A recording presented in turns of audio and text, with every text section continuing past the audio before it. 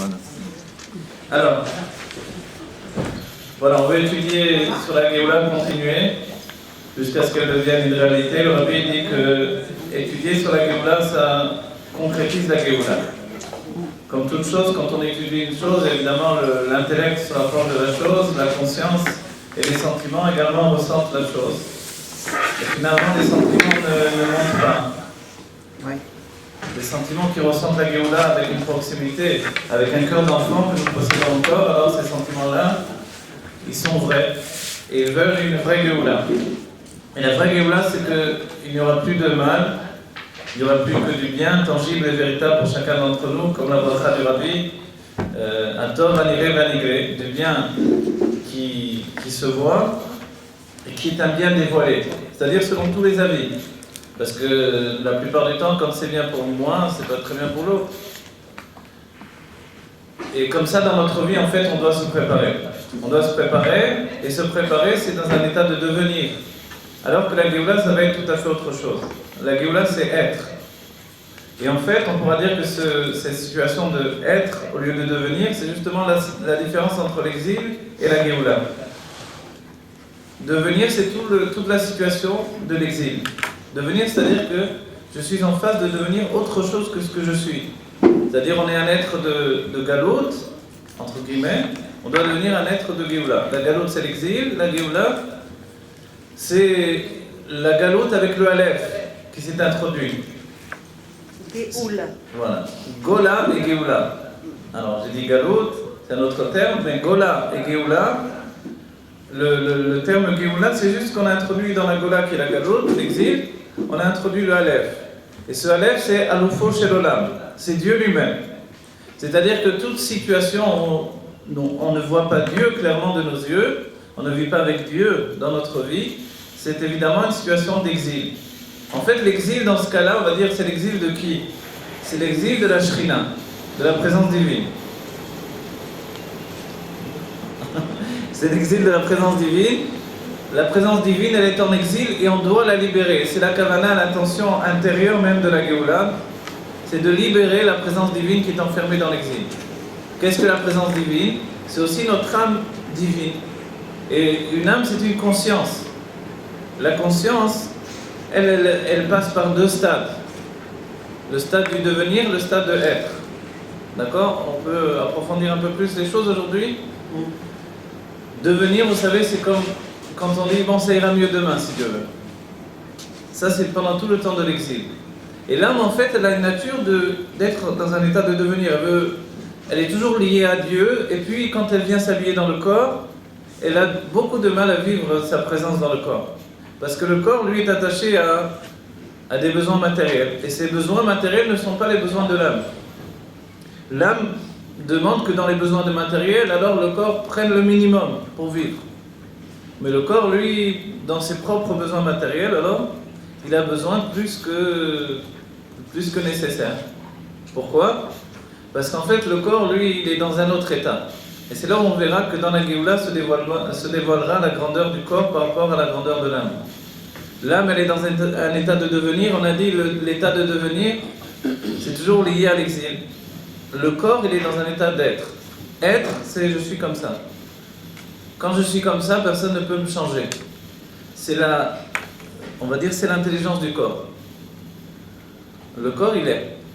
Et comme il est, en fait, et qu'il ne devient pas, qu'il ne veut pas changer, même lorsqu'il grandit, ce corps, lorsqu'il passe de l'enfance à l'âge adulte, il grandit dans des états d'être. Qu'est-ce que ça veut dire? Ça veut dire qu'il grandit avec une affirmation absolue de sa personne. Il n'a aucune remise en question. Et il se donne totalement dans ce qu'il fait. Il est présent dans tout ce qu'il fait. Et il vit totalement l'instant présent.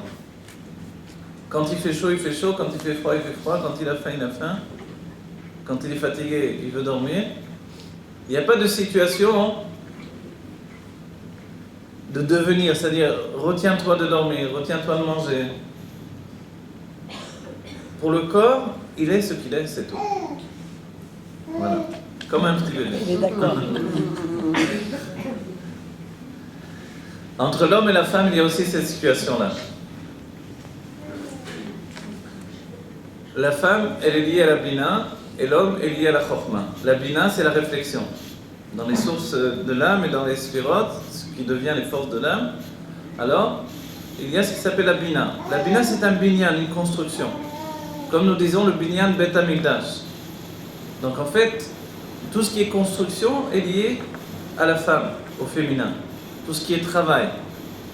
L'homme, d'un autre côté, est une autre construction. C'est une construction inerte. C'est être. Et la femme, elle est basée sur le devenir. La plupart des femmes qui se marient veulent que leur mari devienne quelque chose.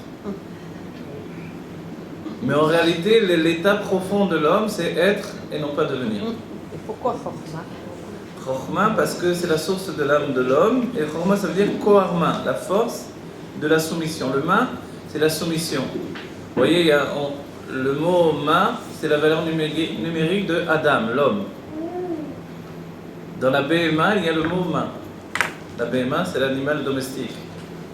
C'est pour ça qu'il se soumet à l'homme. Mais on dit que si un animal sauvage attaque un homme, c'est qu'elle n'a pas vu un homme, elle a vu que le mât de BMA, mais elle n'a pas vu le mât de Adam, de l'homme. En fait, cette situation de l'homme et de la femme, c'est exactement la situation qui est liée en fait à la Géoula et l'état que l'on doit atteindre. C'est vrai qu'il y a dans toute femme un désir de changer son mari. Et ça passe par une déception terrible. La femme, l'homme aussi, il faut changer la femme.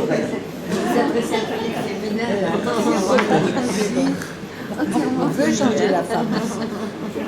Alors vous voyez, je ne penche pas sur les côtés masculins. Non, je veux dire simplement la vérité par rapport à ça, c'est important. La vérité telle qu'elle est vue, non pas à l'éclairage de l'humanité, mais à l'éclairage divin finalement. On dira que la chassidoute, ce n'est pas comment l'homme voit Dieu, c'est comment Dieu voit l'homme. Et c'est pour cela que l'on voit les choses d'un jour différent.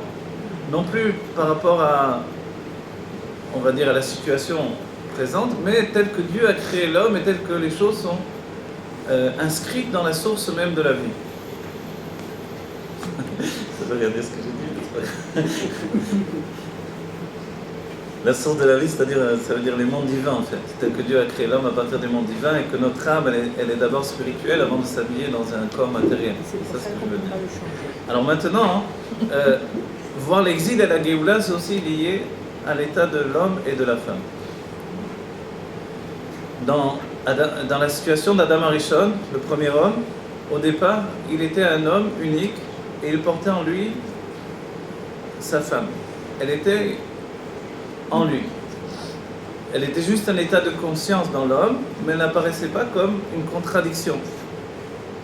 Comme elle était un état de conscience en lui, alors il pouvait continuer à vivre de cette manière-là, il aurait été à l'image de ce qui s'appelle dans les mondes divins du Keter. Le Keter, c'est la couronne, elle surplombe l'enchaînement des mondes, et on dit que là-bas, il n'y a pas de côté gauche. Je vous donne le terme dans le Zohar, l'Etz Mola Be'atika. Il n'y a pas de côté gauche dans Atik. Ça veut dire quoi? Ça veut dire que, je vous donne la traduction dans l'âme, ce niveau de l'Atik, c'est le plaisir.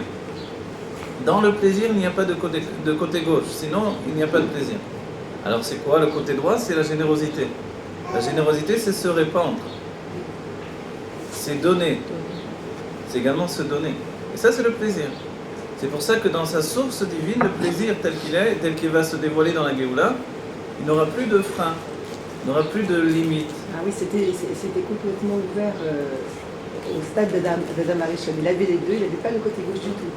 Voilà. Alors maintenant, comme en réalité, il n'était pas dans un état de Géoula totalement, il était ce plaisir tel qu'il est habillé dans la volonté. Le plaisir tel qu'il est habillé dans la volonté, on le connaît puisque c'est la situation de Shabbat. Shabbat, quand on arrive à la Seuda Shlishit, on arrive au moment de ce qui s'appelle Ravad et Rehavim, le désir du désir. Vous voyez, le désir, c'est intermédiaire entre le plaisir et la volonté. Et en fait, ce que l'on connaît, nous, du plaisir aujourd'hui, c'est le plaisir, mais investi dans la volonté. Et c'est pour ça que c'est très difficile d'avoir une vraie notion du plaisir absolu que l'on étudie dans les livres de Kabbalah et de Chassidut. Avoir un vrai plaisir, c'est se déconnecter totalement. Le Zohar dira, ça s'appelle Recha de Ain. la tête du néant. Pour avoir un véritable plaisir, il faut arrêter d'exister. Et que Dieu préserve quelqu'un qui veut se suicider, c'est quelqu'un qui tend vers le néant, qui tend vers le fait de son désir de ne plus exister. Ça fait peur. Donc on va dire, si c'est ça la Géoula qu'on nous promet, ça nous fait très peur. Voilà, la Géoula, elle sera différente. Elle aura un état de vrai plaisir, mais dans la réalité. Et c'est là où le Rabbi a mis l'instant, on va dire l'accent sur l'instant présent. Il a mis l'instant présent en avant, il a expliqué que la Géoula devrait être maintenant, tel que nous sommes aujourd'hui, tel que Dieu nous trouve. Il y a un enseignement du Rabbi que j'ai entendu par le Rav Noti. Le Rabbi a dit que dans le début de la Géoula, ce qui s'appelle les premiers jours, la première période des Imot HaMashiach, les jours du Mashiach, on a déjà annoncé aussi qu'on a déjà pénétré dans cette période-là, mais cette période, elle va s'installer, et dans cette première période, en fait, le Rabbi dit qu'on va également travailler encore, mais au lieu de travailler comme aujourd'hui toute la journée, on va travailler une heure ou deux par semaine. Et ça suffira. C'est bien. Une heure ou deux par semaine et on aura de quoi gagner notre vie totalement. Maintenant c'est Mitzet à Rama, à Tset à Neshama, mais voilà, dans la Géoula ça sera à ce niveau-là. Et pourquoi on a besoin encore de travailler dans cette première période? Parce que on dit Torah une melacha. Parce que la Torah est bonne quand elle est associée à une melacha, à un travail. Et un homme qui ne travaille pas, alors, il ne peut pas réellement non plus profiter de sa Torah. Ce qui est vrai. Donc, s'il suffit de travailler une heure ou deux par semaine, évidemment, c'est déjà la Géoula, on comprend bien. Maintenant, quand on revient à ce stade qu'on a commencé à expliquer, le sujet de l'homme et de la femme, en fait, tout le travail dans les mondes divins, c'est du côté féminin. Tout le stade du repos, c'est du côté masculin. Donc dès qu'il faut travailler, ce qui n'est pas la nature de l'homme, C'est la femme. C'est lui qui doit le voilà. faire. La femme à la maison est toujours en train de travailler, qu'elle travaille dehors ou quoi que ce soit, de toute façon elle travaille. Mais l'homme, quand il a terminé de travailler, il faut bien se reposer. Voilà. Et en fait, il revient à sa nature première, qui n'était pas celle de travailler. Parce que la source de son âme est de ce fait-là. Mais comme il est pris dans une lutte, en fait, dans la situation où il doit gagner sa vie, alors il est déchiré entre ces deux situations. Le fainéantise. On n'entend pas bien? J'ai baissé le truc? Oui. Allô? Allô? Allô? C'est bon là? Non? Vous entendez mieux? Pas bien? Pas bien? Si vous voulez, je peux parler très fort aussi. Hein? On n'a pas besoin de micro. Voilà. Vous entendez déjà? On va régler le son. Voilà, c'est bon? D'accord. Voilà, c'est mieux parce que moi, ça va. D'accord. Donc, est-ce que vous comprenez ce que je suis en train de mettre en place? C'est bon? Ça va? Oui, non, peut-être. Ça va jusqu'à présent? C'est bon? D'accord. Alors, quand on explique ces choses-là, c'est pas juste pour expliquer comment fonctionne un homme et une femme, ce qui est aussi essentiel et important, mais pour comprendre également qu'est-ce que va être la Géoula dans notre vie. Quand on dit que tout le travail se trouve du côté gauche, du côté féminin, et que tout le repos se trouve du côté droit, en fait la source de la générosité, donc, ça vient du plaisir, la source de la rigueur vient de la volonté. Si bien que quelqu'un qui a une grande volonté, on a l'impression qu'il est énervé. Mais c'est pas forcément qu'il est énervé, mais il a une volonté qui apparaît comme de la rigueur. Et c'est le propre du travail. Le propre du travail, c'est d'être dans un état de rigueur, c'est-à-dire un état de construction. C'est ce que l'on a dit auparavant, le devenir. Les choses doivent devenir autre chose, elles doivent se construire, elles doivent s'améliorer. Et on voit que la femme, elle porte ça en elle. Elle ne donne pas de repos à l'homme dans le fait qu'elle veut toujours que ça soit mieux, elle veut toujours arranger, elle veut toujours construire. Mais quelquefois, à force de vouloir arranger, construire, devenir, on perd ce que l'on dirait entre guillemets la magie de l'instant présent. La chassidoute, le Baal Shem Tov, est venu nous dire que si on vit intensément l'instant présent, on peut réparer en fait toutes nos vies passées.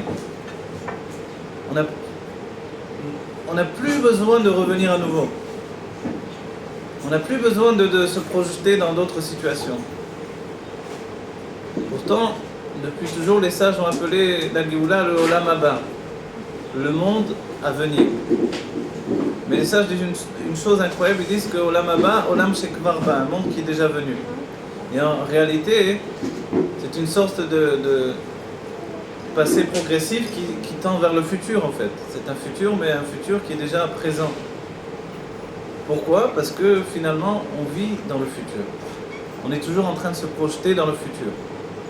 C'est-à-dire que si à l'instant présent, maintenant, je me projette dans le futur, au lieu de penser à mon cours, je pense que bon, après le cours, je vais regarder, je vais prendre le bus, voilà. Et en même temps, je continue à vous parler, j'ai mis le pilote automatique. Voilà.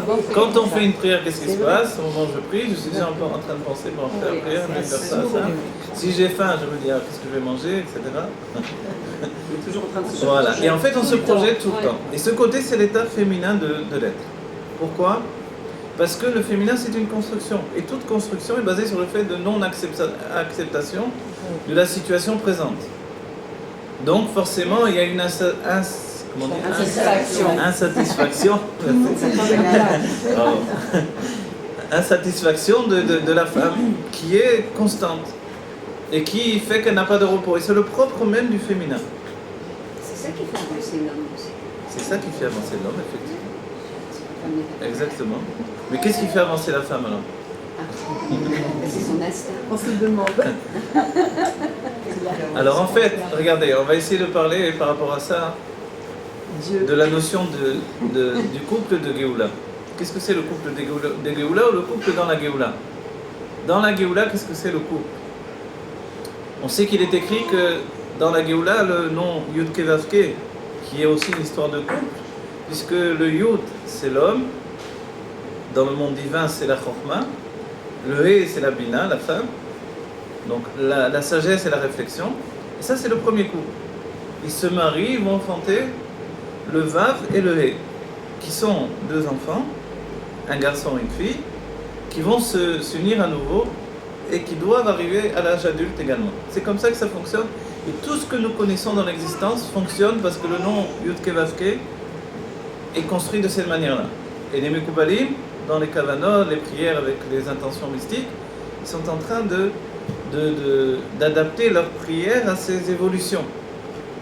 En fait, le Vav, c'est le jeune garçon, le He, le dernier He, c'est la jeune fille, mais ce sont des enfants d'abord. Ensuite, ils vont grandir. On apprend même que Zeranpin, le Vav, il va faire sa bar mitzvah, etc. Tout ce que nous faisons, ça se passe dans le divin. D'accord ? Donc en fait, on ne peut pas dire à Dieu, écoute, toi tu ne connais pas ce que l'on passe nous, c'est autre chose, totalement autre chose. En fait, il dit non, j'ai organisé que ça commence dans les mondes divins et ça aboutit à l'être ici-bas dans le monde. Vous voyez ? Donc en fait, le couple, lui, il passe par une situation de la femme dans son premier état, en tant que petite fille ou jeune fille, elle est liée à ce qui s'appelle la parole et l'action, et l'homme, il est lié à ce qui s'appelle les sentiments. Donc c'est une rencontre entre la parole et l'action et les sentiments. Dans les périodes précédentes, il a été dit, les sages ont rapporté, que 10 mesures de parole sont tombées sur le monde, les femmes en ont pris 9, il en est resté une pour les hommes. On voit que dans notre génération, cette affirmation-là, elle a grandement changé, on va dire. Les hommes parlent autant que les femmes aujourd'hui. C'est parce qu'il y a le téléphone, peut-être que la génération a un besoin de communication constante, mais c'est un fait. Voilà. Donc les hommes parlent autant que les femmes. Maintenant, quelle est la situation de l'homme et la situation de la femme par rapport à la réception ? L'homme est toujours dans un état de mashpia. Il est toujours dans un état où il donne. Et la femme, elle est toujours dans un état de perception.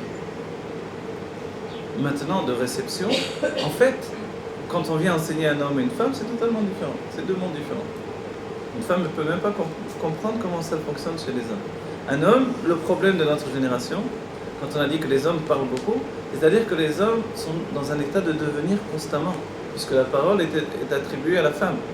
Puisque les hommes parlent beaucoup, c'est-à-dire que la femme a tellement influencer l'homme dans notre génération que l'homme est dans un état féminin pratiquement. Il est tout le temps en train de parler. Mais en train de parler pas de manière construite. Le rabbi nous dira que la faculté de parler, par exemple de dire de la Torah pendant des heures, on peut le faire, mais auparavant il faut un retrait. Un retrait au-dedans de soi-même. Une romémoute. Plus je suis capable de me retirer au-dedans de moi-même, de me déconnecter en fait, de la société et du monde dans lequel je vais aller parler, et plus ensuite je pourrai parler des heures. Parce qu'au moment où je parle, les choses, je vais les prendre d'un niveau extrêmement profond, au-dedans de moi. Quelque chose qui dépasse l'intelligence qui est liée à l'inconscient. Et de ce fait-là, comme on aura vu le rabbi qui peut parler en fait des heures et des heures et des heures, l'Admor Hamsai qui peut parler 18 heures d'affilée, comment c'est possible? Parce qu'il y a un retrait. Et cet état-là, c'est le retrait dans l'état masculin. Le masculin, c'est le contraire de la communication. Ce n'est pas la question, c'est la réponse. Alors on se dit, mais il ne peut pas y avoir de réponse sans question. En fait, oui. Le masculin possède la réponse avant même la question. Et la femme vient formuler la question. Et comme la femme vient formuler la question, elle ne laisse pas de tranquillité à l'homme. Parce que lui, il est dans la réponse. La réponse doit dire, tout va bien. Et grâce à Dieu, d'un certain point de vue, parce que sinon, du côté féminin, on s'affole de chaque chose. Tout prend des proportions inquiétantes. Et l'homme, il est là pour calmer le jeu. Il est là pour calmer les choses. Et cette nature qu'il a de calmer les choses, en fait, c'est la nature de l'eau. Et la femme, elle a la nature du feu. Alors le feu, il commence à prendre, et si on le laisse prendre, il va, dès qu'il accroche quelque chose, il va plus s'arrêter. Alors vite, l'homme, il prend de l'eau, il jette sur le feu. Des fois, ça boue. Et la femme, elle n'aime pas trop qu'on éteigne son feu. Elle s'énerve. Ce qui n'est pas le but. Le but, mais le feu, c'est ça, c'est la rigueur qui devient un feu qui grandit.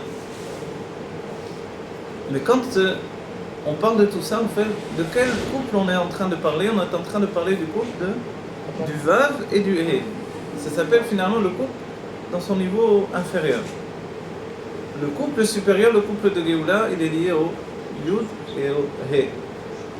L'homme, Chokhmah, et la femme, Bina. La Bina, c'est une construction, on a dit. La Tchouva, c'est dans la Bina. Le Olam Haba, le Nigun, la mélodie. Tout ce qui est en fait un travail, une itorerut, la Tfila, un éveil, tout ça c'est féminin. Donc quand l'homme doit prier, il doit se mettre dans un état féminin. C'est-à-dire une élévation du bas vers le haut.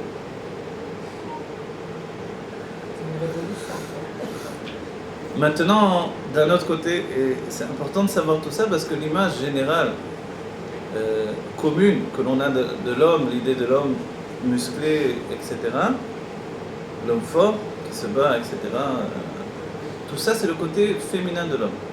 Ce n'est pas le côté masculin. En hébreu, Gibor, c'est aussi lié à Giveret. C'est Gvura, c'est la rigueur. Donc plus qu'il est musclé, combattant, etc., des épées, et puis des fusils, et puis ce que vous voulez, tout ça c'est le côté féminin. Tout ce qui est un combat, c'est féminin. Donc vous voyez, c'est une autre image qu'on a. Voilà, c'est bien. Je vais bien vous enseigner tout ça. Donc Gibor, c'est Giveret aussi. Et c'est pour ça que la Torah nous dit Bemakom chez En Ish, Tishtadel Yot Ish. Dans un endroit où il n'y a pas d'homme, alors fais de ton mieux pour être un homme. Ça s'accorde aussi bien finalement, après coup, à la femme qui voit que son mari n'arrive pas à être un homme dans le sens profond, pas l'homme tel que nous on a imaginé, qui porte les courses, qui lève les trucs. Ça c'est le côté féminin de l'homme. Alors qu'est-ce que c'est le côté masculin de l'homme? Le côté masculin de l'homme, c'est ce retrait dont je vous ai parlé. Ce retrait à l'intérieur de lui-même. Et qui lui permet finalement ensuite de se répandre, mais d'une manière calme et mesurée. Dans une construction. Une construction qui n'est pas construite par la question. Qui n'est pas construite pierre par pierre, mais qui est une évidence qui est posée. En fait, il porte en lui les réponses à toutes les questions. Et c'est pour ça que Dieu a organisé que la femme vient avec ses questions. Et qu'elle est tout le temps en train de demander des choses à son mari. Et qu'elle a tout le temps besoin d'être rassurée. Et lui, en fait, il a tous les outils en lui pour la rassurer. Mais dans ce contact entre l'un et l'autre, forcément, il y a des liens qui s'établissent. Et plus que ça, s'il n'y avait pas dans l'homme un côté féminin, il ne pourrait pas s'unifier avec la femme. Et si la femme n'avait pas un côté masculin, elle ne pourrait pas s'unir avec l'homme. Cette union, c'est une fusion des deux tendances. Et quand l'un met en avant la part de l'autre, pour l'homme, c'est mettre en avant sa part féminine. Et pour la femme, mettre en avant sa part masculine. Et comme ça, ils fusionnent. C'est pour ça qu'il est dit que Isha chez Tazria, quand une femme va influencer la première dans l'union du couple, elle va donner naissance à un garçon. Bon, non, c'est pas normal, elle donne son influence, on dit que l'influence féminine va primer sur celle de l'influence masculine, alors elle devrait donner naissance à ce qu'elle est elle-même, une fille. Mais comme en fait, quand elle se relie à son mari, elle met en avant son côté masculin, c'est pour cela que la naissance va donner naissance à un garçon. Et quand lui il met en avant, c'est lui qui influence le premier, dans ce cas-là, en fait, c'est son côté féminin qui va donner naissance à une fille. Et là, on comprend ce qui se passe exactement.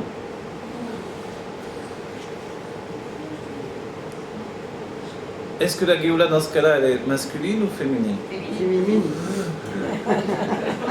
Sans aucun doute. C'est pas féministe. C'est pas une question à poser.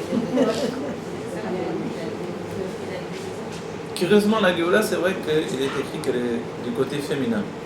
Mais, et puisque même le Olam Haba, quand on dit, vous savez, il est dit Elo Chelek le Olam Haba, ou Ishlo Chelek le Olam Haba. Il a une part au monde futur, ou il n'a pas de part au monde futur.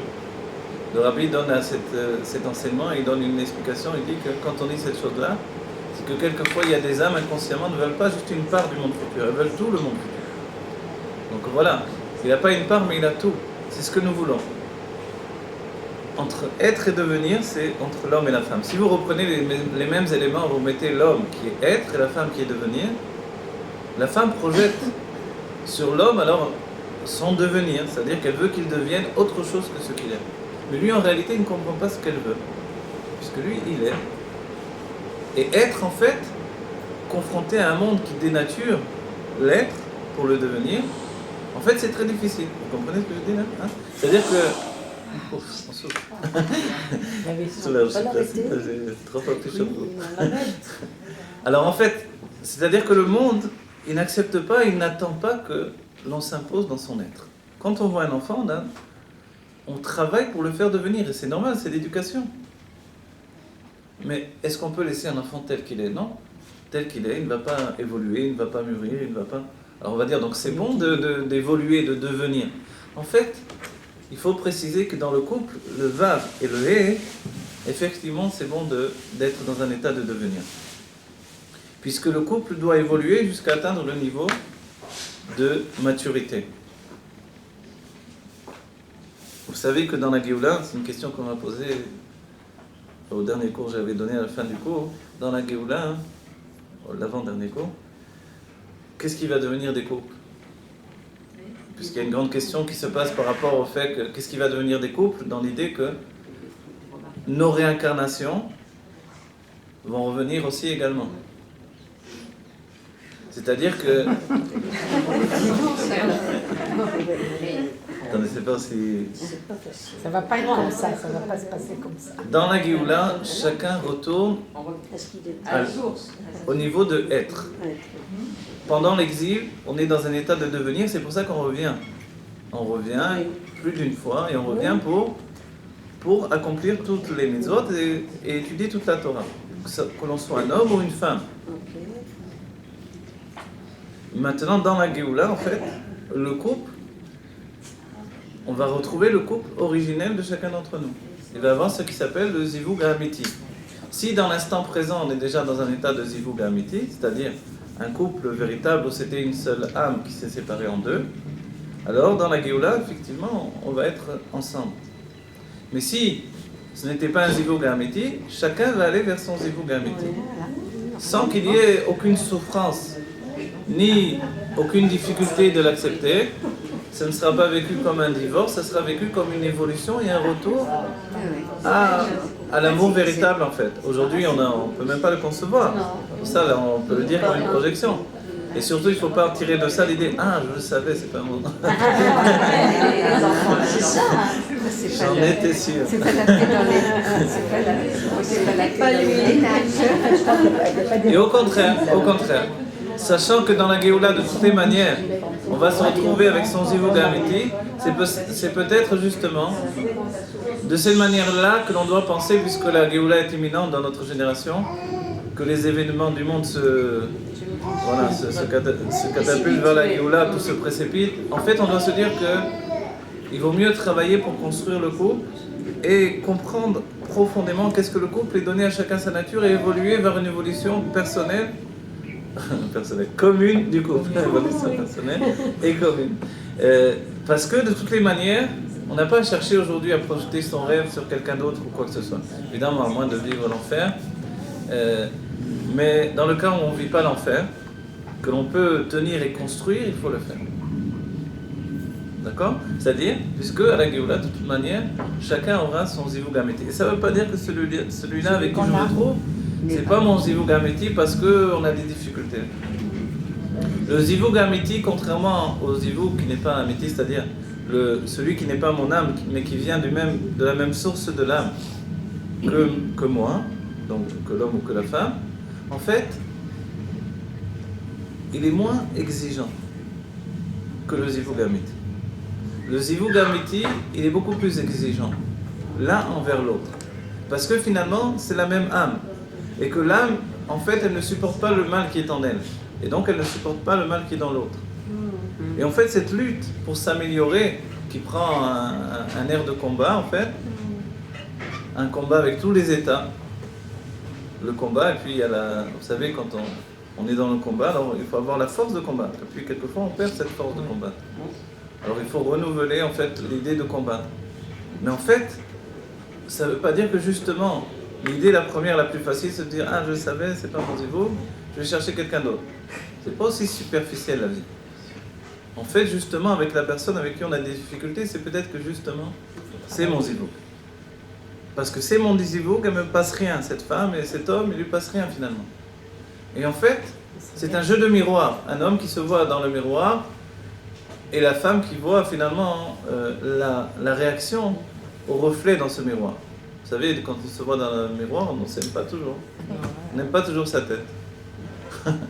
Et comme cela, l'homme, il n'aime pas forcément toujours sa femme à tous les instants de sa vie. L'aimer dans le sens où avoir de l'affection manifestée pour elle. Alors, il y a des instants où il est agacé. Pourquoi? Parce que l'état de travail constant que la femme lui demande, en fait, le fatigue. Il est finalement usé.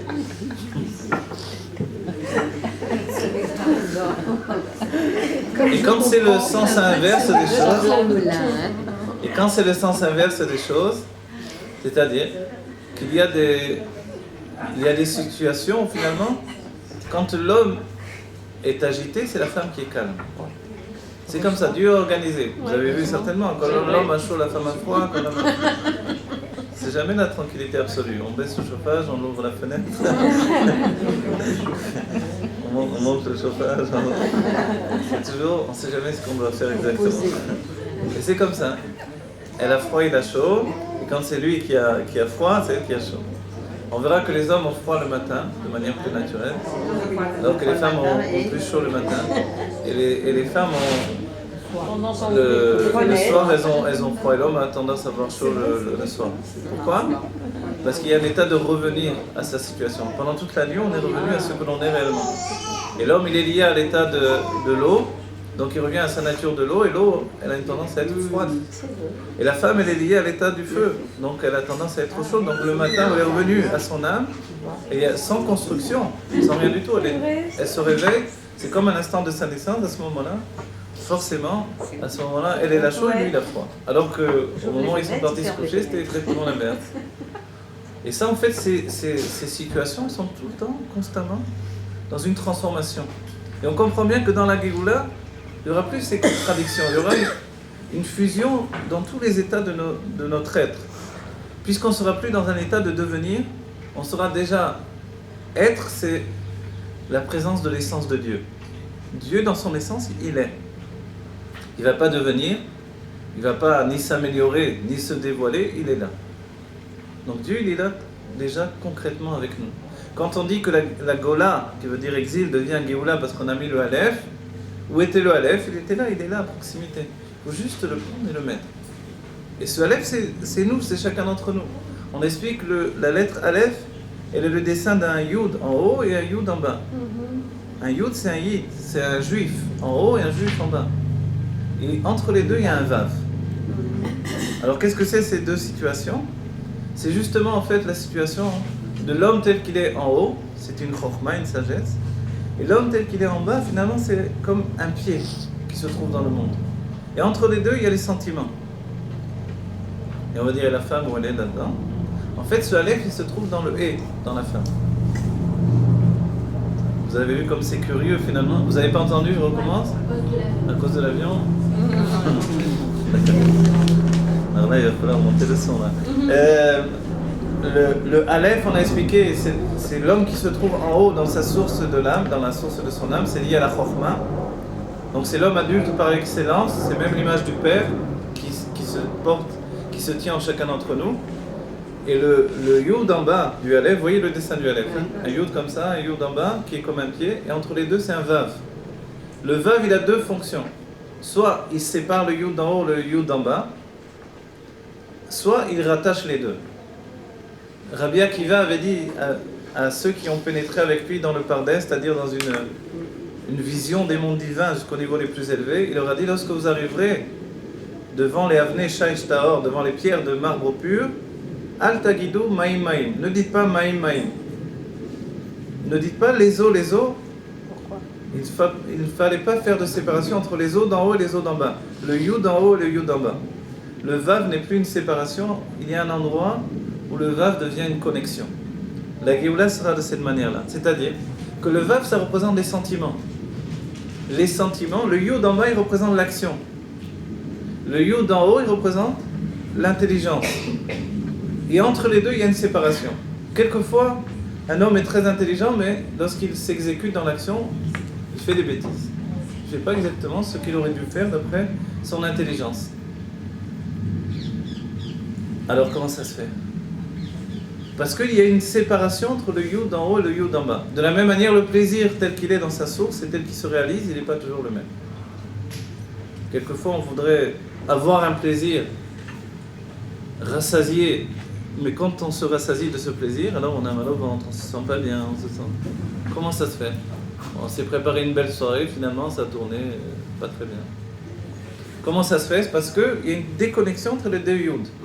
Vous voyez l'air autour de nous, qu'est-ce que c'est? C'est de l'eau. De l'eau qui est, voilà, en suspension comme ça. Et en fait, il y a une séparation entre les eaux d'en haut et les eaux d'en bas. Les eaux d'en haut, en fait, elles sont pas juste en haut dans le ciel. Le ciel, il est là avec nous aussi. On ne peut pas dire où il commence le ciel, où il termine. Mais les eaux d'en bas, c'est la mer. Mais le ciel, lui, avec ses nuages, c'est les eaux la condensation de l'eau qui va remonter. Et puis tout ça, c'est un même cycle. Alors qu'est-ce qui fait vraiment la séparation entre les deux? En fait, c'est la perception.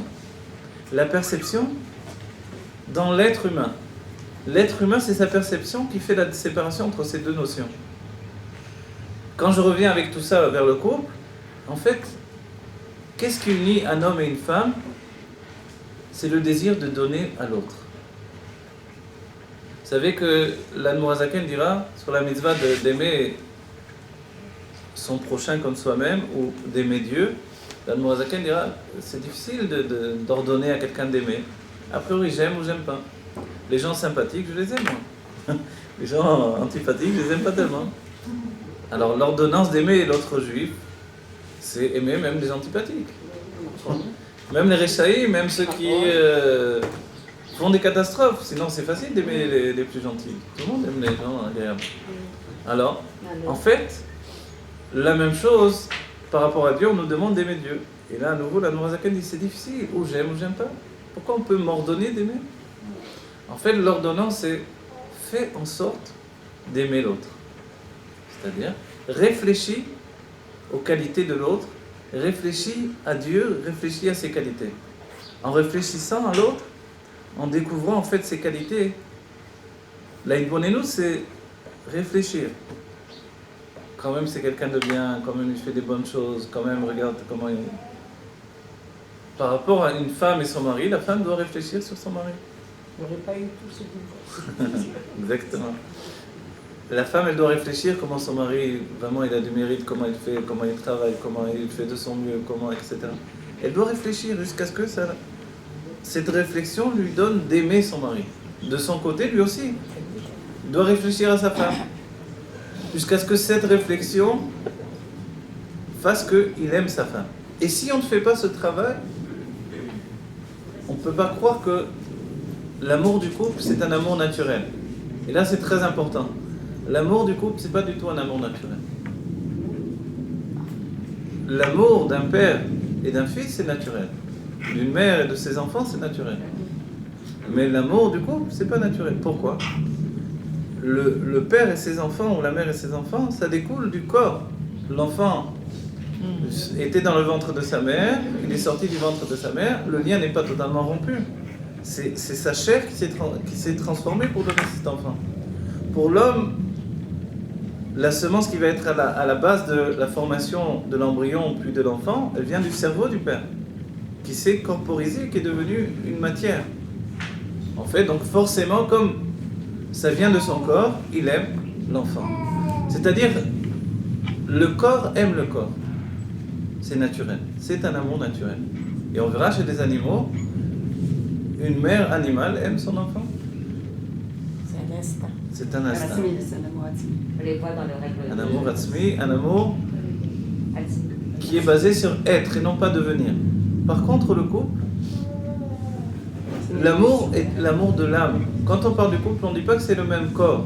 C'est pas du tout le même corps. Quand on dit qu'ils doivent devenir un même corps, ils doivent atteindre le niveau d'être comme Adam et Chava, ils deviennent finalement un même corps, une fusion de deux êtres, qu'ils deviennent une même entité.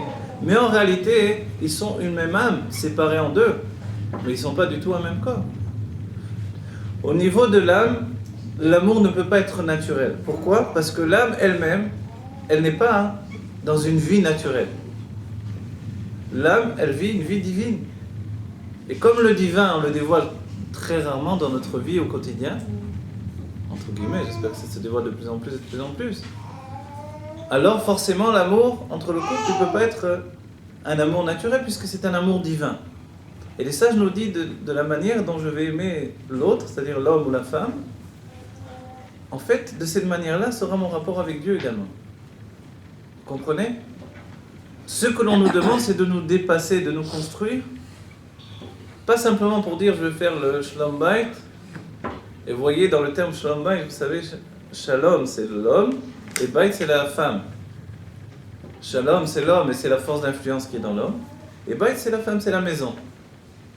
Quand on vient dans la maison d'un homme, alors on découvre sa femme. On le voit dans son intimité. Qu'est-ce que c'est de le voir dans son intimité ? Parce qu'on le voit dans l'endroit où il vit avec sa femme. Et toute la maison est liée à la femme. Même si c'est l'homme qui a travaillé la décoration, même si c'est lui qui a bougé les meubles, même si c'est lui qui les a choisis, même si c'est lui qui a fait la peinture, la maison c'est la femme. Et on a dit tout à l'heure, le Aleph il se trouve dans le Hé. Ce Aleph qui se trouve dans le Hé, en fait, c'est le secret en fait de la situation de la maison qui est remplie de plaisir.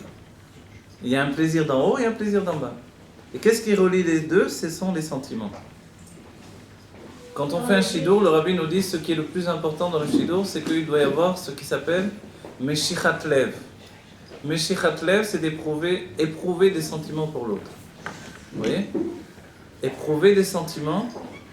Alors, quand on fait un shidur de manière religieuse, il y a une rencontre, deux rencontres, trois rencontres, et quelquefois, même à la première rencontre, quelquefois on peut se dire, ça y est, on veut se marier.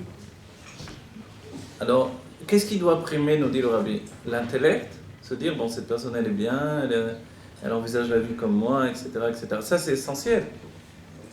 Mais au bout du compte, s'il y a tous les éléments, elle veut habiter tel endroit, je veux habiter tel endroit, elle est docteur, je suis médecin, etc., etc. Toutes les choses qui font que finalement on va bien vivre ensemble. Elle veut des enfants blonds, elle est blonde, ça tombe bien, tout va bien, moi aussi. Donc, mais en réalité, s'il n'y a pas une Meshirat Lev, s'il n'y a pas un attrait du cœur, un désir d'être ensemble, un désir de partager en fait des sentiments, alors cette personne qui correspond exactement, c'est exactement la pointure que je cherchais, la taille que je cherchais, elle n'est pas pour moi. Malgré qu'elle a tout ce qu'il faut, vraiment c'est exactement ce qu'il fallait, etc. Voilà, techniquement c'est merveilleux. Humainement, ça ne va pas, puisque le cœur n'a pas été mis en éveil. Et on ne parle pas de coup de foudre, forcément. On parle d'attrait. Un attrait, un désir d'être ensemble, un désir.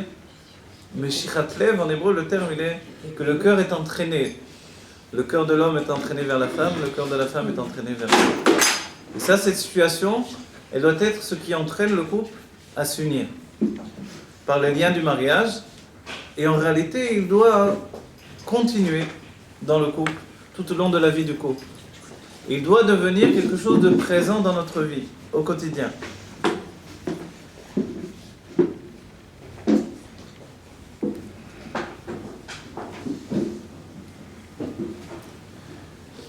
Ça va? C'est bon? Oui, Vous avez des questions, vous Très comprenez? intéressant. Aujourd'hui, finalement, de quoi on parle? On parle de la Géoula, mais la Géoula dans le couple. Car en réalité, la Géoula, c'est une histoire de couple. Quand vous étudiez la Kabbalah, c'est une histoire de couple, en général. Dans les livres de Kabbalah, on ne parle que des unions, des forces féminines et des forces masculines. De Zeir Anpin, de la Malchut, de Yaakov et Rachel, Yaakov et Léa, dans les heures de la journée, dans l'avancée du Shabbat, ce sont des unions entre Yaakov et ses deux femmes. La femme qui s'appelle Léa représente la pensée, la femme qui s'appelle Rachel représente l'action, la parole et l'action. Quand Yaakov a vu Rachel, il a voulu tout de suite qu'elle soit sa femme, immédiatement. Pourquoi? Parce qu'il a compris qu'avec elle, il pourrait se réaliser dans l'action. Pourquoi il avait un besoin de se réaliser dans l'action? Parce qu'il était justement cet homme dont nous parlons.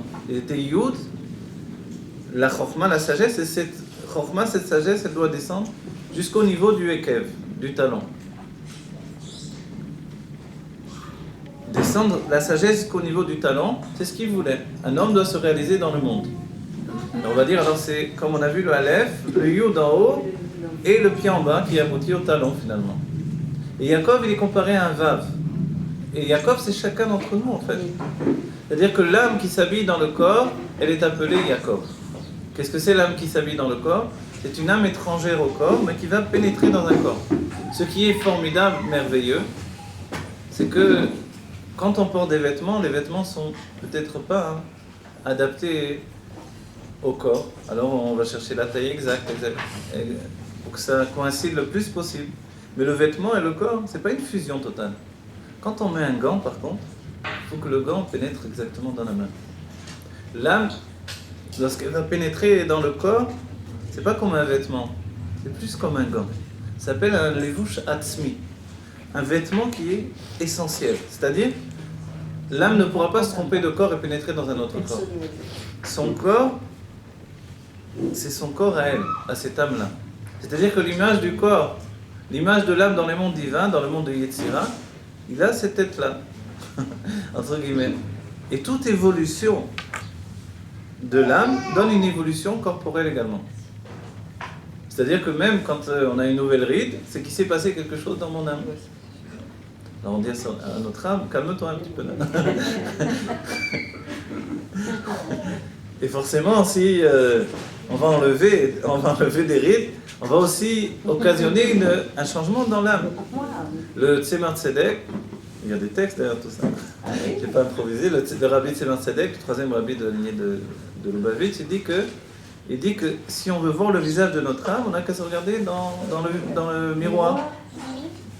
Et dans ce cas-là, on voit notre visage, le visage de l'âme. Et en fait, c'est pour ça qu'on doit commencer à aimer notre visage. Parce que en aimant notre visage, on va commencer à aimer notre âme. Et c'est là où on va rejoindre finalement deux choses totalement séparées. Et maintenant, on a dit que la femme est le reflet de l'homme. Et en fait, comme la femme est le reflet de l'homme, quand il se voit dans sa femme, il ne s'aime pas toujours. Il faut que la femme donne à son mari le plaisir de se voir et de s'aimer. Si elle arrive à faire ce travail-là, alors elle a gagné son travail. Elle a gagné sa raison pour laquelle elle est venue dans le monde. Quand elle va lui donner de s'aimer lui-même, parce qu'elle-même, elle l'aime, et les yeux ne trahissent pas. Vous connaissez le...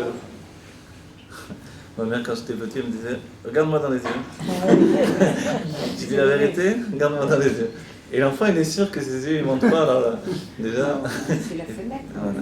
Et en fait, les yeux, effectivement, sont, comme vous avez si bien dit, la fenêtre de l'âme. Et si la femme regarde son mari avec l'amour, qu'elle a travaillé par une réflexion, on a dit l'amour, c'est pas naturel dans le couple. Ceux qui attendent que l'amour vienne de manière naturelle, eh bien, on se lève le matin, on ne s'aime plus. Et le soir, encore pire. Alors, mais si on se lève le matin et que le soir même avant d'aller dormir, on a travaillé dans la réflexion de savoir qui se tenait dans ma vie, qui était avec moi, que j'ai fait ce travail qu'a dit l'Admorazaken, je vais aimer un autre juif, je dois réfléchir. Réfléchir à ses qualités. Quand j'arrête de réfléchir sur les qualités de l'autre, les défauts vont me sauter au visage. Et quand l'homme regarde sa femme et qu'il ne se voit pas beau dans le visage de sa femme, dans les yeux de sa femme, alors c'est qu'il y a un état de séparation entre eux, et que cet état, on ne peut pas l'admettre. Donc la femme doit travailler, et là je mets beaucoup sur le dos des femmes, là, hein. Mais j'ai une version pour quand je donne un cours pour les hommes.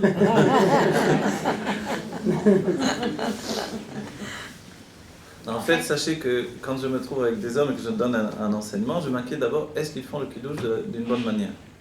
C'est dans le kiddush que se construit le lien entre l'homme et la femme. Et tous les niveaux de... Comment dites-nous?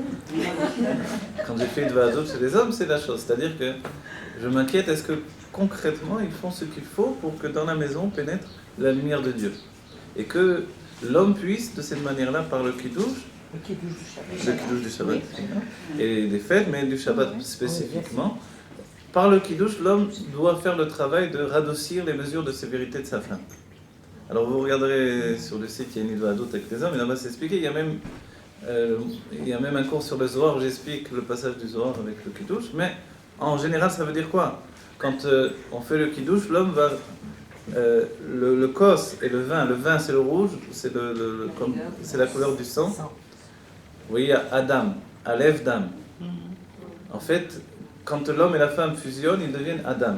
Adam, Zachar ou Nekeva, Dieu il a créé l'homme, il était masculin et féminin. S'il y a une séparation entre l'homme et la femme, ça devient Aleph, l'homme, et Dam, la femme. Le sang, c'est la femme. Comment ça se fait que la femme est le sang? On voit que l'homme, il n'a pas tous les mois, il n'a pas ce qui s'appelle, il n'a pas cette situation où il doit donner un écoulement de sang. Pourquoi? Parce que chez lui, il n'y a pas cet état-là. Pourquoi la femme a un écoulement de sang? Parce qu'elle se remplit de l'âme de son mari. Je vous parle d'après la chimio, pas biologiquement. Elle se remplit de l'âme de son mari. Elle reçoit, et à un moment, alors il y a une brisure, et puis tout. C'est cool. Et à ce moment-là, en fait, la séparation commence. Jusqu'à ce qu'elle se reconstruise en tant que réceptacle, et puisse recevoir à nouveau de l'âme du mari. Et le mari est toujours en train d'influencer son âme dans sa femme. Et c'est grâce à ça qu'il va pouvoir l'élever de niveau en niveau. De Nefesh à Roar, de Roar à Neshama, etc. Quel rapport avec le kiddush? Et le kiddush, j'ai oublié totalement. Le kiddush, c'est que quand on prend le verre, à l'intérieur il y a du vin qui est rouge, et il faut transformer le vin rouge en rose. Le Zohar dira que le kos c'est une rose, et cette rose-là, en fait, elle doit radoucir les mesures de sévérité. Parce que toute la vie, vous êtes bien conscient que si quelqu'un est toujours énervé, et ça il faut faire très attention, les hommes qui fuient leur maison, c'est parce que leurs femmes sont tout le temps énervées, que de chaque chose elles font une histoire, et à la fin l'homme n'arrive plus à se renouveler dans le fait de la calmer, de la radoucir les choses. À un moment il ne tient plus, et ça y est. Il ne peut plus vivre dans une tension où chaque chose dans la vie est une histoire. Malgré qu'il travaille, il a calme, il fait de son mieux, mais à un moment il ne tient plus. Parce que ce n'est pas son état. On a dit l'état de l'homme c'est le repos, la tranquillité. Et Ça ne veut pas dire la pipe et le journal, le fauteuil, non. Mais la tranquillité, c'est ce besoin. Et vous savez bien, tous les rabbinim enseignent ça. Dès que l'homme il rentre à la maison, la femme elle agresse tout de suite. Tac, tu as fait ça, tu as fait ça, tu as vu ce qui s'est passé. Il faut lui donner un peu de se retrouver d'abord, parce qu'il passe un état de l'extérieur vers l'intérieur. La même chose pour la femme en réalité. Les femmes qui travaillent ou les femmes qui sont à l'extérieur, cette tension entre l'intérieur et l'extérieur, en fait, c'est ce qui fait une difficulté de vie. Vivre, si on était tout le temps enfermé dans une maison, c'était une chose, c'est difficile. Mais vivre en introduisant l'extérieur à la maison, c'est difficile. Alors, je vous donne le kiddush. Le kiddush, le kos lui-même, il représente une rose. C'est la femme elle-même. Le verre du kiddush, c'est la femme elle-même, aussi bien que la soucoupe du verre, c'est la femme elle-même. L'homme, lorsqu'il prend le verre de kiddush, il sait qu'il tient sa femme dans ses mains. Donc au moins une fois par semaine, il tient sa femme dans ses mains. Surtout après un certain âge. Et il est précisé dans le Zohar qu'il doit tenir de la main droite et non pas de la main gauche. Pourquoi? Parce que la main droite, c'est la main de la générosité. Et tout le travail, c'est de radoucir les mesures de sévérité du vin. Le vin, d'où il vient de la bina. Toute chose matérielle a une source spirituelle. Le vin, il vient de la bina. Le vin qui rend joyeux, c'est la bina. Le vin qui rend sourd, c'est la rigueur. C'est la gvoura. Vous voyez? Mais le vin, il faut le transformer. Il faut en faire du vin rose, rosé. Alors qu'il est rouge. Pendant tout le kiddush, il doit tenir le Pendant tout le kiddush, ça dépend. Le kiddush du midi, alors juste à la fin, il a besoin de prendre. Parce que le Shabbat est déjà avancé. Le kiddush du midi est moins difficile, et moins de travail. Mais le kiddush du soir. Alors, mesdames, il ne faut pas presser les maris. Dépêche-toi, les enfants, les enfants. C'est une fois par semaine. Alors ça, je l'ai dit pour les hommes. Et maintenant, je le dis côté féminin. Une fois par semaine, on calme le jeu. On dit le kiddush, c'est extrêmement important. Il faut qu'ils lisent le kiddush dans le texte et qu'ils comprennent ce qu'il dit. Ah non, mais moi, il est très, très rapide, le mien. C'est une flèche. Alors il faut le calmer. Doucement comme on profite. C'est pas moi qui le presse, parce que lui, il est comme ça. Alors voilà, c'est parce que le côté féminin, il a pris le dessus sur son côté masculin. Est-ce que c'est vrai que l'homme doit faire le kiddush chez lui, ne pas le donner à un invité? Alors je vais vous dire, voilà. Je vais vous dire exactement. Ah oui, des fois, on donne le kavod à... Ça m'intéresse. Je vais devenir un rave qui touche. Alors voilà, on prend le verre. Maintenant le verre, il a une rose, vraiment la rose. Et puis la rose, ça représente la shrina, la shushana. Et la rose, elle se trouve dans la main. La main, ça représente les feuilles de la rose. Les 5, c'est le Zohar. Les 5 doigts représentent les 5 feuilles de la rose. Et c'est pour ça qu'il y a des avis différents. Comment on doit tenir le verre du kiddush? C'est-à-dire, la vie porte comment se trouvent les feuilles autour de la rose. Certains disent comme ça. C'est la Chassidut, Baba Saleh aussi dira de le tenir comme ça. Vous voyez? Voilà. Non, pas les pétales. Les pétales, c'est la rose elle-même. Mais les feuilles qui sont les feuilles vertes, les feuilles autour de la rose. Comment les feuilles se trouvent autour des pétales de la rose? Vous voyez? Et la rose se trouve au milieu des épines.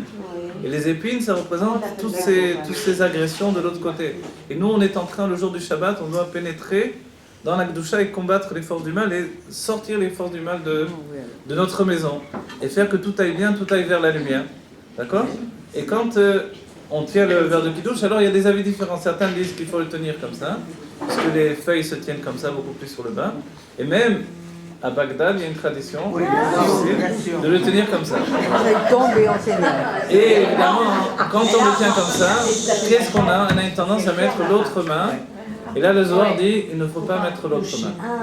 Si on met l'autre main, la main gauche, alors on annule tout le travail que l'on fait avec la main droite. Le Zohar précise. Alors, s'il est gaucher, c'est une question à poser à un rave. Pour les tefilines, sa main gauche c'est la main droite. Peut-être que pour le kiddush c'est comme ça. Je n'ai pas vu la halakha pour ça, je ne sais pas, mais il faut demander à un rave par rapport à ça. J'ai toujours voulu savoir pourquoi des fois il cache le pouce. Ça c'est après, c'est pour l'Avdallah. C'est l'Avdallah, alors on rapportera. L'Avdallah. Alors maintenant, vous savez que dans la Géoula va se dévoiler le sens de toutes les mitzvot. Aujourd'hui on fait les mitzvot comme un aveugle. Mais dans la Pnimiut Torah, l'intériorité de la Torah, on dévoile déjà toutes choses. Même la Paradoma qui reste le secret des secrets, c'est expliqué dans la Pnimiut Torah. Dans la Kabbalah, la Chassidut, on a des explications. C'est exactement basé sur la même idée de radoucir les mesures de sévérité. D'accord? Maintenant, puisqu'il s'agit de sa femme qu'il a dans les mains et qu'il doit radoucir le vin rouge, alors c'est là où, d'après la Kabbalah, on rajoute de l'eau parce qu'elle est la générosité. Selon la Chassidut Chabad, on regardera les lumières, on ne rajoutera pas de l'eau, mais on radoucira avec les yeux. On a dit que les yeux peuvent radoucir parce qu'ils peuvent transporter l'amour. Et en fait, Les yeux de qui? Les yeux du mari. De la femme, parce que la femme, elle regarde. ça aurait pu être comme ça. Ça, c'est quand elle regarde son mari. Mais les yeux, il va regarder les bougies de Shabbat, les nérotes de Shabbat. Et les deux nérotes, qui représentent l'homme et la femme, en fait. Pourquoi il y a deux nérotes? Une, c'est la femme et une, c'est l'homme. Et en fait, dans les nérotes du Shabbat, brillent les yeux de la volonté générale de toute la création, qui s'appelle Adam Kanmon. La volonté générale de tout ce qui devait être créé. À ce moment-là, ça brille. Dans les nérotes du Shabbat, le mari regarde ça, et puis il regarde à nouveau son verre, et comme ça, il radoucit les mesures de sévérité, non pas avec de l'eau, mais avec les yeux. Et ça, d'après la Chassidut Rabbah, c'est le rabbi qui l'explique. Mais autrement, on rajoutera de l'eau, d'accord? Mais est-ce qu'on doit rincer le verre de kidouche? On doit le rincer, alors, c'est important. En rinçant le verre, on rince sa propre neshama. Donc, c'est un travail. Quand on rince le verre, on doit le rincer plus d'une fois. Même... Ah oui, bien sûr. Il faut rincer le verre. Et il est bon que pas n'importe qui rince le verre, puisqu'il s'agit de l'âme de l'homme, en fait, à ce moment-là. Alors, c'est qui? L'âme de l'homme qui est également le lien de l'homme avec sa femme et qui représente sa femme. Oui. Mais l'homme, il doit d'abord prendre possession de sa propre féminité pour ensuite réaliser que c'est sa femme qui se retrouve ici. Vous comprenez? Alors c'est lui qui doit rincer le verre? C'est soit lui, soit sa femme. Ah, C'est encore mieux que ce soit sa femme qui aille, rince le verre, Ah ben oui. et elle rince plusieurs fois. Et ensuite, il faudra l'essuyer. Une fois, la Nourazaken est restée 1 heure en train d'essuyer son verre. Extérieurement? Voilà, essentiellement extérieurement, pour le faire briller. Non, pas 1 heure. Pendant ce temps-là, tous les gens attendent. C'est 1 fois par semaine, qu'est-ce qu'il y a? On est pressé pour aller où? Il faut l'essuyer dedans aussi? Non. Dedans, il faut l'essuyer, oui, mais en faisant attention à ne pas presser, etc. Donc, Parce que moi, on m'a dit qu'il fallait le rincer, mais qu'il fallait qu'il y ait un petit peu d'eau qui reste dedans. si vous voulez rester un peu d'eau, mais c'est bien d'enlever toute l'eau et de l'essuyer même dedans, mais de manière délicate. Envoyer les enfants danser? On peut envoyer les enfants, mais c'est toujours mieux que l'homme et la femme prennent conscience que c'est un travail entre le mari et la femme. Rincer le verre représente nettoyer la neshama. 1 fois par semaine, on peut nettoyer notre neshama. Tous les jours, on nettoie notre corps. 1 fois par semaine, on nettoie notre neshama sous le robinet d'eau. Et après, on le fait bien briller. C'est notre âme que l'on fait briller. D'accord? Attends, c'est l'âme de qui? De l'homme ou de la femme? En fait, l'homme et la femme, c'est une âme commune. C'est une seule âme. À ce moment-là, quand on commence le travail, c'est son âme à lui. Et ensuite, au moment où lui la prend dans la main, alors lui, il est à l'extérieur de l'âme. Et dans ce moment-là, c'est l'âme de la femme qui est dans le verre. Et s'il reste du vin le vendredi soir, il faut rejeter, c'est-à-dire pour le lendemain. On peut le boire à table? Non, il faut le boire. Il faut le boire. Il faut le boire, c'est un vin de bénédiction, bien sûr. Donc tout est fusion. Tout est fusion, exactement. Vous Tout est rafraîchissez fusion, dans le machin, dans exactement. le vin. Et tout est radoucir les mesures de sévérité qu'il y a dans le couple, dans la vie, dans le vin. D'accord?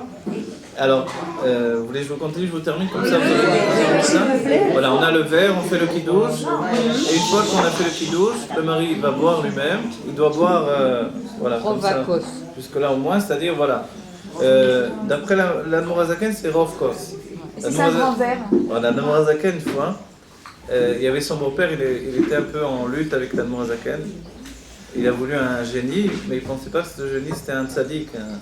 Et la Nourazaken priait des heures et des heures, si bien qu'il rentrait, il revenait à la maison, donc chez ses beaux-parents, très, très tard. Et eux, ils en avaient marre, et il arrivait toujours en retard. Et à un moment, ils ont dit, si c'est comme ça, le beau-père, il a dit, qui se débrouille, il a qu'à se débrouiller pour faire son kidouche. On ne lui laisse pas les choses, il a tout fermé, etc. Donc il est arrivé, il n'a pas trouvé de cause de kidouche. Il a cherché du vin, il n'a pas trouvé. Finalement, il a trouvé de la vodka. Et n'ayant pas de verre de kidouche, il a trouvé je ne sais pas comment ça s'appelle en français, là où on fait les épices. Non, mais le truc du flan, voilà. Donc le truc, il était grand comme ça. Et il a rempli tout ça de vodka. Et d'après la vie de la Nourazaken, il faut boire ce qui s'appelle Rovkos, l'essentiel du verre. En fait, alors, qu'est-ce qu'il a fait? D'après sa chita, il a bu l'essentiel du verre, il était complètement sourd. Mais il a toujours gardé un souvenir très chaviv de ce kiddush-là. Alors, ça c'est pour vous dire qu'il faut boire l'essentiel du verre et pas boire un petit peu. D'accord. Et maintenant, donc, quand le mari va boire, ensuite, à la première personne à qui il va donner, c'est sa femme. Personne d'autre que sa femme. Et malheureusement, j'ai été quelquefois dans des maisons, on s'aperçoit que le mari, sa femme, elle est en train déjà d'arranger les trucs, les choses, et puis il lui a pas donné. Oui. Par exemple, s'il y a le mari de la femme et un des parents, il faut donner d'abord à la femme. Non, même s'il y a le président de la République à votre table, le mari doit donner d'abord à sa femme. Pourquoi? Ça oui. Pourquoi il doit faire ça? Pourquoi il doit donner d'abord à sa femme? Parce que c'est pour elle qu'il est en train de travailler. Il est en train de radoucir ses mesures de sévérité. Il a radouci ses propres mesures à lui de sévérité. Maintenant, il radoucit celles de sa femme. Avec un grand sourire, lui donne le verre. Et l'intention, c'est de radoucir ses mesures de sévérité. Et plus il a l'intention, et plus la chose, elle devient concrète. D'accord? Et ça, je l'enseigne dès ce que je peux aux hommes, c'est très important. Et après, c'est pas terminé. Après, il y a 3 radoucissements dans le Shabbat qui vont durer toute la semaine et qui sont très importantes. Et plus l'homme il le fera avec intention, et plus ça sera important. Donc le premier, c'est le kiddush. Le deuxième, c'est le motzi. Le motzi, le pain, la source de l'âme de l'homme, c'est la même source que, on va dire, le pain, il est lié à la générosité également, à la chokhma comme l'homme. Mais est-ce qu'on peut donner à un invité, on veut lui faire kavod, on peut lui... Non. On n'est plus dans le Inyan du Kavod, c'est ça l'histoire. Vous laissez tomber le kavod. Oui, c'est une coutume, on a toujours fait ça. C'est une mauvaise coutume qui n'est pas basée. Excusez-moi, entre guillemets. Oui, même le mot de Excusez-moi, ça va échapper de ça. Non, c'est une coutume qui n'est pas basée sur la Pnimiut Torah et l'empathie. Alors vous devez. On n'entend pas, excusez-moi. Oui, c'est pas d'après le Zohar, c'est comme ça qu'il faut faire. Et les Sfaradim ont toujours vécu d'après le Zohar. Donc le but de la Chassidut, c'est de ramener aussi aux Sfaradim, de revivre à nouveau d'après le Zohar. Donc c'est pour ça que j'essaie, quand j'enseigne les hommes, première chose, j'essaie de leur enseigner ça. Parce que c'est essentiel, c'est la Géoula dans le couple. Il ne faut pas donner le kiddush jamais alors. Jamais l'homme doit donner le kiddush à sa femme parce qu'il a travaillé pour adoucir ses mesures de sévérité. Non, c'est pas ma question. Ma question, est-ce qu'on peut donner à l'invité à faire le kiddush?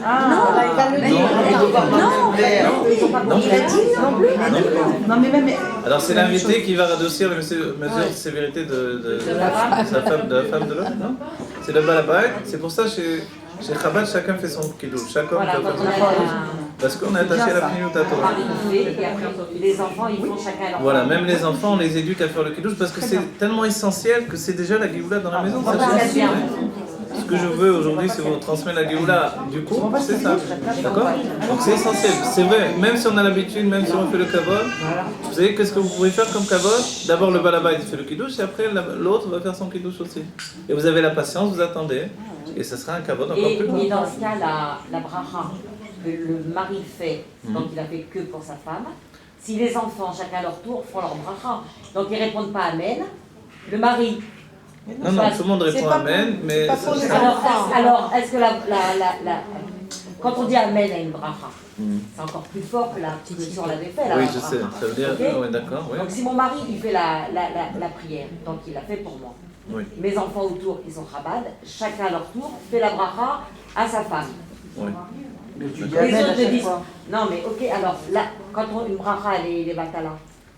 Non, il n'y a pas de bataille, on peut dire. Si j'entends quelqu'un qui dit une bracha, je dis Amen, il n'y a pas de problème. Ça veut dire quel meler ne'eman. D'accord. Et c'est très bien, il n'y a pas de bracha de bataille là-dessus. Non mais je veux dire que c'est pas très kavod, à mon humble avis. Ah, d'accord. Mais... Pour le père. Non, d'accord, j'ai bien compris. Mais sachez bien que si ça se fait, c'est parce qu'on est dans une génération où il faut éduquer. Non, vous parlez des Sfarad. Ouais. Alors maintenant, pour vous dire, les Sfaradim, ils doivent garder leur kavod au père, etc. Mais si dans le... Mais il ne parle pas de ça. Mais ne rentrons pas dans les trucs. Juste, je voulais vous dire, alors si ça se fait dans la lignée de Chabad, c'est parce qu'on a besoin d'éduquer chacun très très tôt. Moi, j'ai vu quelquefois des gens qui sont arrivés à l'âge de se marier, ils ne savent pas faire le kiddush. Mais quand ils ont appris déjà en étant enfant à faire le kiddush, la première chose la plus importante, c'est C'est une Sachez que façon c'est de pas une rendre petite chose. indépendants aussi les enfants. C'est une chose C'est une essentielle. façon de les responsabiliser aussi dans ce à quoi ils vont avoir à faire après. Et en C'est fait, pas une question de voilà. cavode finalement. On a rendu ça dans le cavode des Sfaradim. Est-ce qu'on peut Chaque par chose, exemple, c'est dans le lien du remplir, cavode. un Alors que verre c'est pour pas l'invité c'est pas de ça et qu'on un verre parle. pour le mari. Je Les deux, ils comprends font ce que le tu dis, truc mais en même non, temps. non, Et chacun non, sa non, faire. non. C'est un grand problème pour vous. Je suis désolé. Alors, le motif, Non, pareil. le balabait. Non, c'est pas ça. Bon, de toute façon, après, C'est une question. parlons de Il y a manière pas- générale. Attends. De manière générale. Alors, le balabait doit le faire. Pourquoi vous avez bien Et le compris? moti. Le moti. Maintenant, au moti, on arrive au moti, la même chose. Le moti, quand l'homme va faire moti, il va faire moti, le lechem et melach, ce sont les mêmes lettres. Vous mettez lechem devant un miroir, ça devient melach. Ce sont 3 lettres, vous voyez? Et en fait, lechem c'est l'homme et melach c'est la femme. Là aussi, il doit radoucir les mesures de sévérité de sa femme. Donc en fait, quand il va faire moti, il dit amoti lechem inaret, qui sort le pain de la matérialité en fait. Cette bracha, elle veut dire que le pain il est spirituel. Kilo alechem levado yechiye adam, ena al kol motze pi Hashem yechiye adam. L'homme ne vit pas seulement de pain, mais par la parole de Dieu il vit. Alors il doit sortir le pain de sa matérialité. Donc c'est sortir le pain de son enfermement. Donc il le soulève, il élève, et à ce moment-là, alors une fois que d'abord il va marquer l'endroit où il va couper le pain, sans faire une marque, il va juste mettre le couteau. Et ensuite, une fois qu'il aura élevé le pain, il prendra un morceau de pain, il va le tremper 3 fois dans le sel pour adoucir ses propres mesures de sévérité à lui-même. Il va le manger. Une fois qu'il a travaillé sur lui-même, il doit travailler sur sa femme, il va radoucir les mesures de sévérité de sa femme. 3 fois par rapport aux 3 lettres, et parce que c'est chazak, parce qu'il y a une force particulière, il va donner à sa femme en premier. Là aussi, même s'il y a le président de la République à sa table, d'abord pour lui. 3 fois pour sa femme et 3 Ouais, pour sa mère. exactement, et toujours 3 fois. Chacun il va donner, il va faire 3 fois, il va. Pour chacun, il y a sa fois. Il va faire 3 fois, ouais. Et si le mari, vous voyez qu'il ne fait pas 3 fois, vous lui demandez 3 fois tu dois le faire. Pas... Et on ne jette pas le pain. On jette pas, on met dans une assiette. Voilà, on ne jette pas le pain, il y en a qui font ça. Ouais, quand ouais. on rentre dans la hop, hop, hop. Et souvent, excusez-moi, alors le père il le fait, et les enfants ils le font à leur femme. Non, là ici, Ah, non, le bon, père, si. il peut, puisque le pain. Après ils remplissent. Ah, parce que le pain c'est lié à tout le monde. Le pain c'est lié au père. Le pain est... Le pain est lié au père et le père de famille il peut rendre quitte tout le monde. Donc c'est Vous pas voyez aux Au père enfants. quand c'est les pères de famille, Ouais. mais pas quand ils sont mariés les enfants. Non, même quand il est marié. Et après, l'enfant qui va recevoir disons, voilà, il y a son fils, il est marié. Le père, il fera pour son fils. Et le fils, ça sera bien qu'il prenne à nouveau de son propre pain ou un autre morceau de pain et qu'il fasse pour sa femme. Quand ta belle-mère Mais tout ça, on peut le faire discrètement pour pas manquer au cavode, c'est tout. C'est-à-dire, l'éducation, elle ne doit pas enlever ce que l'on doit faire pour notre bienfait personnel. Vous comprenez ? Voilà, maintenant, ça c'est la deuxième fois où le mari, dans le jour du Shabbat, il radoucit les mesures de sévérité de sa femme. Le troisième radoucissement, c'est l'union entre l'homme et la femme. Et là, je vais vous donner un enseignement qui est important, sans trop rentrer dans les détails, mais c'est quoi? C'est que l'homme, son influence, c'est du côté du chesed, de la générosité. Tandis que la femme, c'est du côté de la gvura. Est-ce que vous connaissez? Il est écrit dans Maseret Nida, il est écrit Shlosha Shutafim Ba'adam. Vous connaissez? Je fais Shlosha, je fais ça. Non. Shlosha, 3 associés dans l'homme. Av, Em, Akadosh Baruch Hu. Le père, la mère et Dieu. D'accord? Il est dit que là-bas, chacun va donner ce qu'il est à l'enfant. Av notenbo loven. La semence de l'homme, elle s'appelle en hébreu loven. C'est de l'étymologie de lavan, le blanc. Vous voyez que c'est pas juste comme ça des trucs en l'air. C'est que vraiment, c'est construit. C'est le blanc. Sa semence, elle est blanche. Et M, la mère, elle va donner ce qui s'appelle le odem. La semence de la femme s'appelle odem, de l'étymologie de adom, le rouge. Et Dieu va donner l'âme. Tout ce qui sera rouge dans le corps de l'enfant, la peau, la chair, tout ce qui sera rouge vient de la mère. Tout ce qui est blanc vient du père. Le cerveau, le blanc de l'œil, les ongles même, tout ça, ça vient du père. Et en fait, le travail de ce radoucissement, c'est que le blanc de l'homme va venir adoucir le rouge de la femme. À nouveau, c'est un radoucissement entre l'homme et la femme. Et ici, on aura 3 suites. 3 fois, on a dit c'est chazak, tout, on doit le faire en 3 fois. Le rabbi, même, quand il verse le vin, il le fait en 3 fois. Parce que l'action se fait en 3 fois ici. Ouais. quand il verse le vin dans le kiddush, en 3 fois il le fait. Dieu, il m'a Razak, entendu. quoi, pardon? Dieu, il m'a entendu. J'avais très envie de parler de la phrase du Shabbat. C'est marrant, hein. Alors en 3 fois. Chazak, parce qu'il est dit, tout ce que l'on fait 3 fois, c'est chazak, c'est-à-dire c'est une force, quelque chose d'établi. On dit que même c'est un vœu, quand je fais 3 fois une action, ça devient un vœu. Donc si je vais faire 3 fois la chose, disons quelqu'un il veut mettre des tefilines chez Moshe Rabba, des niveaux de tefilines plus élevés. Il peut le faire une fois, il peut le faire 2 fois, mais s'il va le mettre encore une 3e fois, il doit préciser Bli Neder. Sinon, il va être obligé de le mettre tout le temps. Vous voyez? Qu'est-ce que je veux dire, pour kidouche qu'on fait le samedi matin, l'homme il est à la synagogue et nous on est à la maison, on a envie de déjeuner, on fait le kidouche. Oui, alors il n'y a personne? il n'y a personne, mais il y a la femme avec elle-même. Alors? C'est-à-dire, dans ce cas-là, la femme, elle doit savoir tout ça. Il est dit, comme c'est un ish, dans un endroit où il n'y a pas d'homme, tu vas tant mieux pour être un homme. Dans ce cas-là, elle va faire tout ce travail envers elle-même. Comme lui, il a radouci ses mesures de sévérité, et la femme aussi également, elle doit faire ce travail-là. Bah, c'est une bonne chose qu'elle le fasse aussi bien. C'est aussi comme une bonne ça. chose. Et après, alors l'homme, quand il rentre, il va faire le kidouche. Alors il va faire le On le kiddush. refait avec l'homme. Alors l'homme, il fera son travail à nouveau. C'est Non, bien, on le refait avec l'homme. c'est bien de le faire avec l'homme à nouveau. D'accord. C'est pas grave de le retirer, parce que souvent on est affamé. Mais Chabad, les femmes, elles ne font pas qu'ils douchent le matin. Ouais, je sais. Quand on a fait la choule, si la femme était là qui s'est rendue quitte, il n'y a pas réellement de raison de le recommencer à la maison. Mais dans ce cas-là, c'est pour ça l'essentiel c'est le kiddush du soir. D'accord? Le kiddush du soir, parce que le Shabbat est maintenant à pénétrer, et quand on arrive le matin au kiddush du matin, c'est déjà beaucoup moins de travail. La doucha de Shabbat s'est installée, l'union intime s'est faite le soir, le motzi s'est donné le soir déjà, tout a été fait déjà le soir, et puis le matin, alors déjà on passe dans une autre situation. D'accord?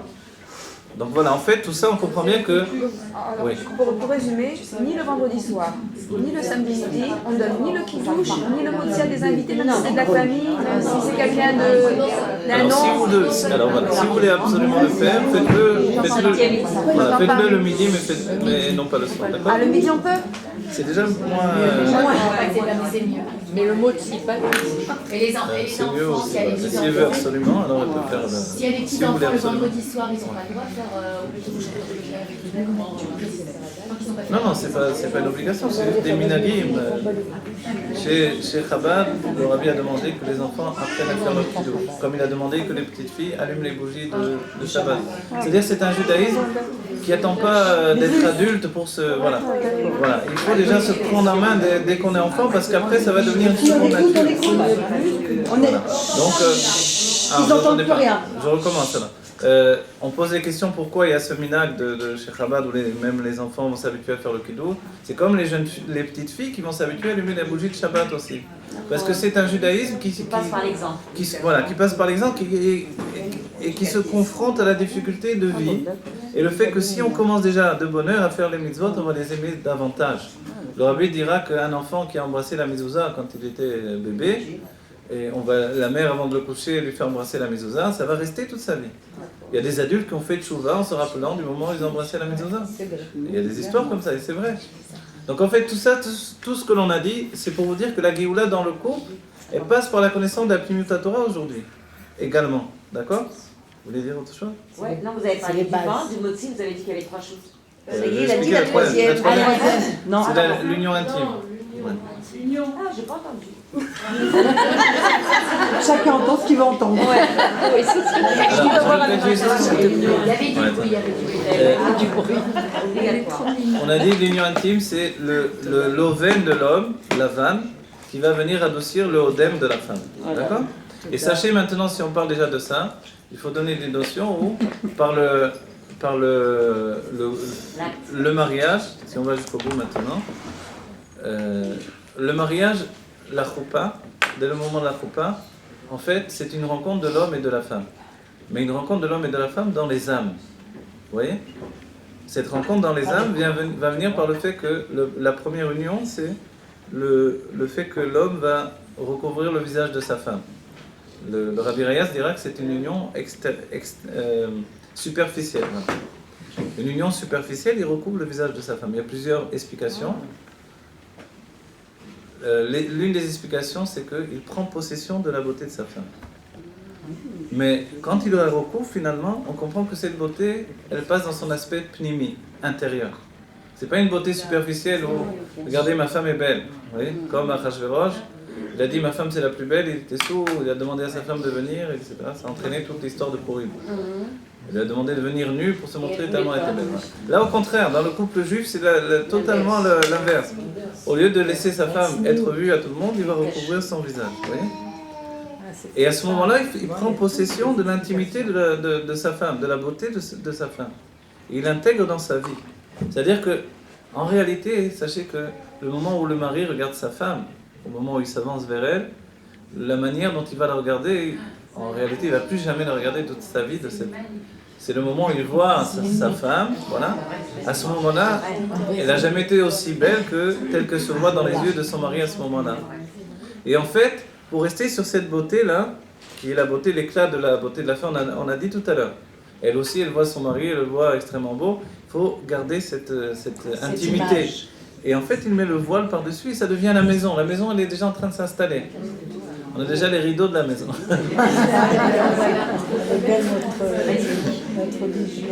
Magnifique. Et chaque minag. Et ensuite, c'est l'homme qui va aller vers la choupa. Il va la précéder. Et la choupa, elle représente le ventre de la mère. Elle représente la bina dont on a parlé. Elle représente une maison, mais qui est encore ouverte. Oh non. Et dans le ventre de la mère, elle représente le mikvé également. Vous avez vu la femme avant le mariage, elle doit prendre le mikvé. Et pourquoi elle prend le mikvé? Pour retourner également dans le ventre de sa mère où elle était dans un élément liquide. Elle retourne là-bas et en fait elle revient, elle renaît totalement. Les textes établissent des sages que l'homme et la femme renaissent totalement, le khatan et la kala, juste avant le mariage. Et cette renaissance chez la femme, quand elle rentre dans le mikvé, en fait, c'est donner naissance à son âme, d'un niveau beaucoup plus élevé, le niveau de Neshama qui n'était pas encore dévoilé. Elle avait le niveau de Nefesh, qui représente l'action, la perfection dans l'action concrète. Elle avait le niveau de Ruach, les sentiments. On a dit, dès le moment du Shidur, on doit dévoiler ses sentiments l'un vers l'autre. Et c'est essentiel, puisque les sentiments, c'est ce qui va unir l'homme et la femme. On a dit, s'il n'y a pas de sentiments, on ne peut pas aller. Ce n'est pas encore l'instant de l'intellect totalement. Mais au moment où elle va pénétrer dans le mikvé, elle prend sur elle déjà sa neshama. Et sa neshama, c'est son âme intime et féminine qui est liée à la bina, la construction. Et avec cette neshama, elle va aller vers le mariage. Elle doit se préparer. Et c'est un moment extrêmement féminin. Et elle doit totalement se plonger dans l'eau. Et ensuite, quand on a dit que lorsque le mari lui recouvre le visage, ensuite c'est lui qui avance vers la choupa, le premier, il va vers la choupa et en fait, elle vient le rejoindre. Parce que dans la vie, finalement, ils apprennent par là que c'est lui qui va entraîner dans la maison tout ce qui va construire la maison. L'homme, il prend de l'extérieur l'influence qu'il va intégrer dans la maison. C'est à lui de prendre conscience que maintenant, dans la maison, il y aura ce que lui porte dans la maison. Pas simplement, voilà, pas simplement de manière matérielle, manger, la nourriture, etc. Mais ça veut dire tout simplement le fait même spirituellement. Il va apporter le rouard de la maison. D'habitude, c'est la femme. C'est-à-dire que... Il va apporter le rouard de la maison, c'est-à-dire le rouard extérieur. Vous savez ce qu'elle fait la femme? La femme, elle va donner toute l'atmosphère intérieure de la maison. Mais lui, il va apporter l'influence extérieure. C'est lui qui va apporter des histoires. C'est lui, la femme, elle va faire des histoires. Lui, il va rapporter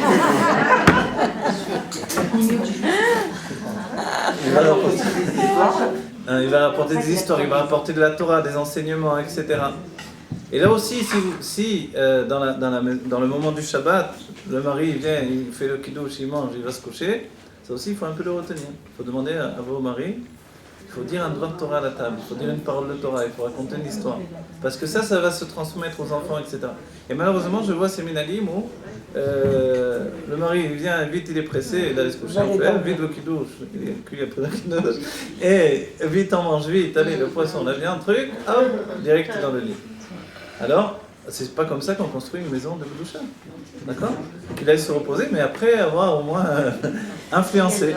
Et en réalité, sachez une chose, d'après la Torah, il est dit que celui qui peut se reposer le Shabbat, c'est celui qui a étudié la Torah toute la semaine. Alors on lui accorde de se reposer le Shabbat. Mais celui qui a travaillé la semaine et qui n'a pas pu étudier la Torah toute la journée, alors Shabbat, ça doit être son jour de travail pour Dieu, pas son jour de repos. Pourquoi tu te reposes? le soir tu as pu dormir, etc. Maintenant, c'est pas le jour du repos physique, Shabbat, c'est pas du tout ça. C'est le jour vraiment du repos de l'âme par rapport au travail de la semaine. Et maintenant, on doit créer dans la maison une construction de Torah pour faire que ce Shabbat ait influence toute la semaine à venir. Donc c'est là où les femmes elles doivent exiger pour leurs enfants et pour que tout ça, ça se construise et que ça devienne vraiment un couple qui va entraîner des générations de Torah et Mitzvot.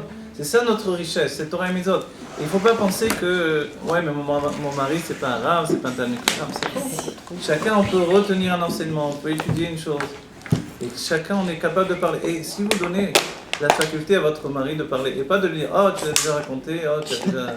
Ça, c'est-à-dire que la faculté de parler chez un homme, même s'il dit des choses qui ne sont pas forcément, des choses que vous voulez entendre, en fait, il faut d'abord recevoir de lui, et après, petit à petit, vous le dirigez vers ce que vous voulez. C'est-à-dire que, voilà, disons, vous entendez ce cours, ça vous plaît parce que c'est très généreux comme cours, c'est la vision du bien, il n'y a pas de mal dans un cours comme ça. Et votre mari vient peut-être avec un cours, il a entendu du moussard, il y a beaucoup de mal là-bas. Alors, vous ne voulez pas entendre ça, vous, mais vous devez recevoir ce qu'il donne et lui dire bravo, c'est bien, etc. Même s'il répète le même truc tous les Shabbats. Et après l'amener... Non, c'est très important ce que je vous dis là. D'accord, vous voulez la Géoula dans le couple, c'est très important de le construire comme ça. C'est-à-dire que les femmes assez souvent, ah non, ça tu me l'as déjà dit, ah, ça, on le connaît, oh, toujours la même chose. Quand elles font ça, elles détruisent le mashpia. S'il n'y a plus de mashpia, il n'y a plus de Kabbalah, il n'y a plus de Mekabel. Mashpia, c'est celui qui influence. Si la femme détruit son mari dans son influence, il n'y a plus de mari. Il y a deux femmes dans la maison, ça fait deux feux. Et ça se chauffe, c'est tout. Mais il n'y a plus d'eau, il n'y a plus cette eau qui apporte la tranquillité, le nachat, l'atmosphère de tranquillité. Donc en fait, toutes les femmes, elles veulent changer leur mari parce qu'elles sont dans un état de devenir, elles doivent apprendre à l'aimer tel qu'il est dans l'instant présent. Il y a quelque chose que je... Attends. Et à ce moment-là, quand elles reçoivent de lui ce qu'il est, ce qu'il donne, pas ce qu'elles veulent qu'il donne, après, petit à petit, elles vont l'amener vers ce qu'elles veulent recevoir. D'accord ? C'est très important et c'est une leçon d'amour. Quand on aime quelqu'un, on doit l'aimer tel qu'il est. De la même manière pour les enfants. Il faut leur accorder une importance individuelle. L'aimer pour ce qu'il est et non pas pour ce que l'on voudrait qu'il devienne ou qu'il soit. Être, c'est ça la Géoula. C'est-à-dire vivre l'instant, c'est tout, il n'y a pas autre chose maintenant. Donc, mon mari me dit quelque chose, je ne vais pas dire, ah, mais tu sais que le Rav là-bas, il a dit autre chose comme ça, beaucoup. Non. Là, maintenant, le Rav, il n'est pas là. Et ne pas exprimer trop d'admiration des rabbanim devant les maris. Ah oui, c'est Parce que le Rav, maintenant, quand il part, tout est beau, tout est gentil, mais quand il se retrouve à la maison, c'est aussi un mari comme les autres. Oui. Et c'est pas parce qu'on dit tout ça que ça y est, c'est la vie idéale dans la maison de celui qui dit ça. Non, pas du tout. C'est parce que chacun d'entre nous, on doit avoir le souci de tout ce qu'on est en train de dire. On doit travailler. Ce travail, donc, il vient du côté féminin pour entraîner le masculin, mais il doit respecter, chacun doit respecter ce qu'il est. Donc, l'amour que le mari va voir dans les yeux de sa femme, ça va lui être donné de grandir. Et quand il grandit, elle grandit avec lui. C'est-à-dire que c'est tellement important que la femme ne peut pas s'élever. Une femme qui Dieu préserve, se trouve toute seule et qui ne s'est pas mariée, elle ne peut pas s'élever dans son âme. Tout ce qu'elle aura obtenu dans la vie précédente, elle aura avec elle, mais elle ne peut pas s'élever. Elle peut faire toutes les mitzvot du monde, elle ne peut pas s'élever. Comment elle pourra s'élever ? Par le fait qu'elle se marie et son mari va l'élever de niveau à nouveau. Pourquoi ? Parce qu'il faut une fusion entre l'homme et la femme, ce qui apporte finalement que l'âme puisse grandir, de nefesh en roi, de roi en neshama. Et chaque niveau contient tous les niveaux. Donc en fait, il faut grandir jusqu'à atteindre l'élévation la plus élevée que l'on peut. Et cette élévation va faire que la femme va atteindre un état de maturité avec son mari. C'est le couple de Géoula dont on parle. On aura dépassé le stade des sentiments et de l'action, et on aura pénétré dans le niveau où il y aura une fusion de l'intellect. L'intellect masculin et l'intellect féminin.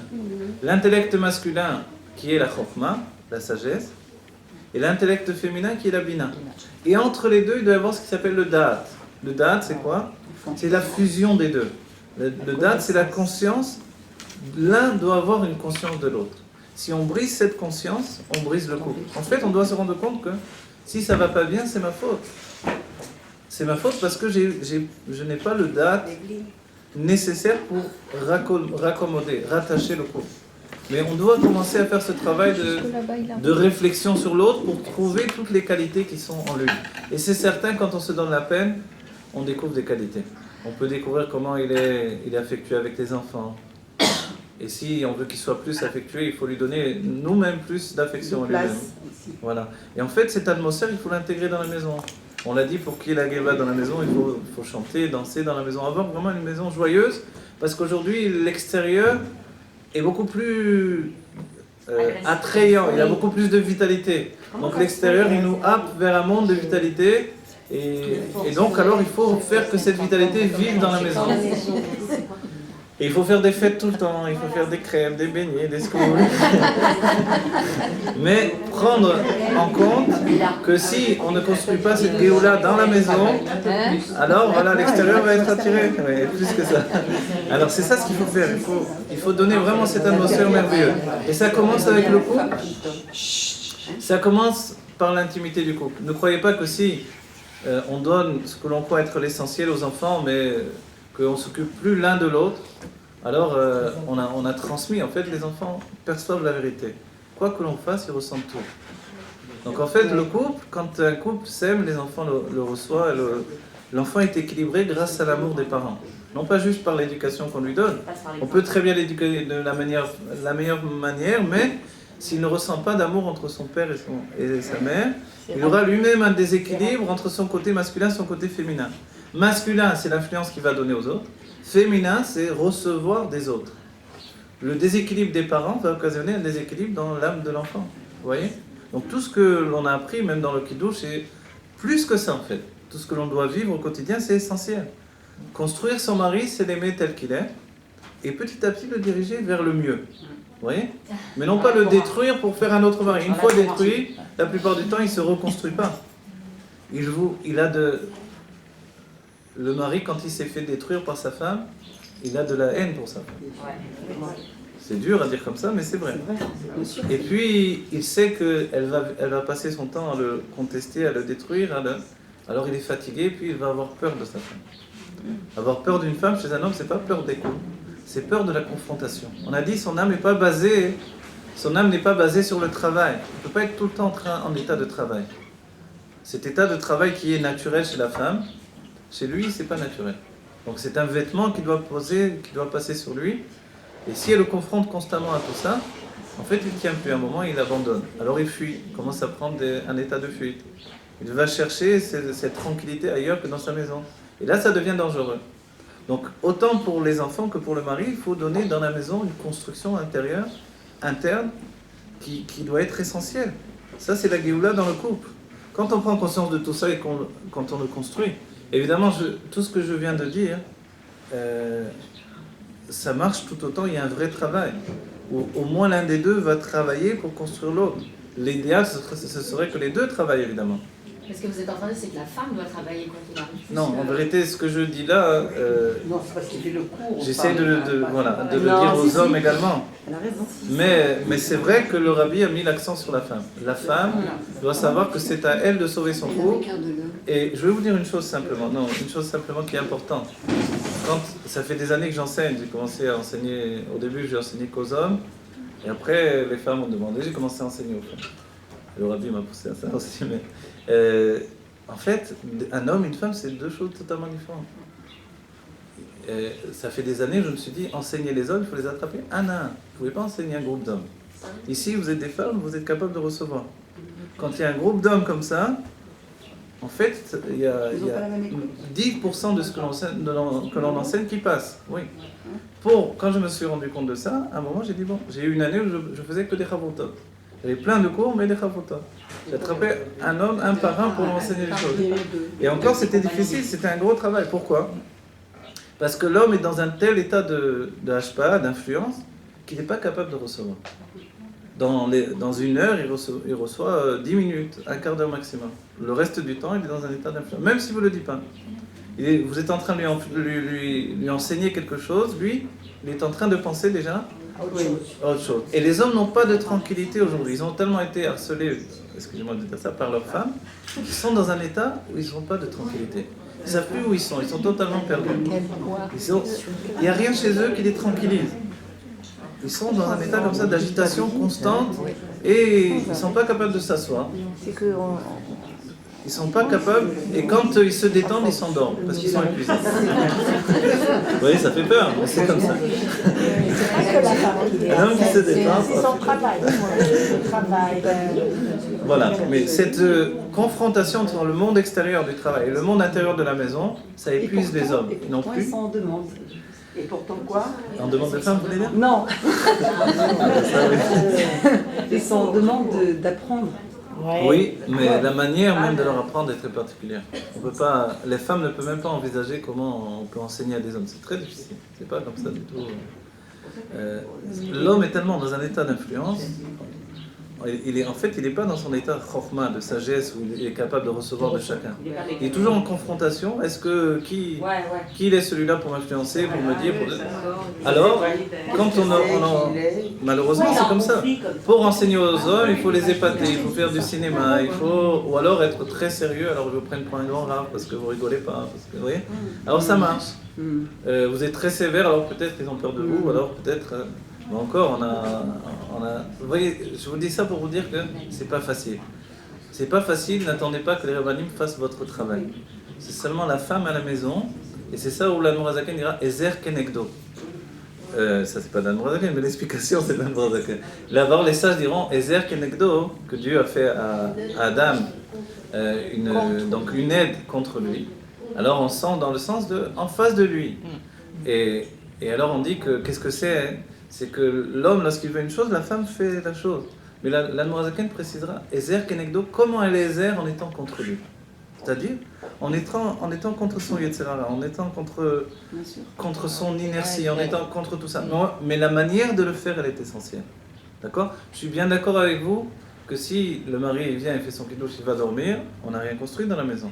Et que la femme, elle a un désir qu'il se passe autre chose dans la maison qu'un mari fantôme qui vient. D'accord? Donc, elle a besoin que lui communique avec elle.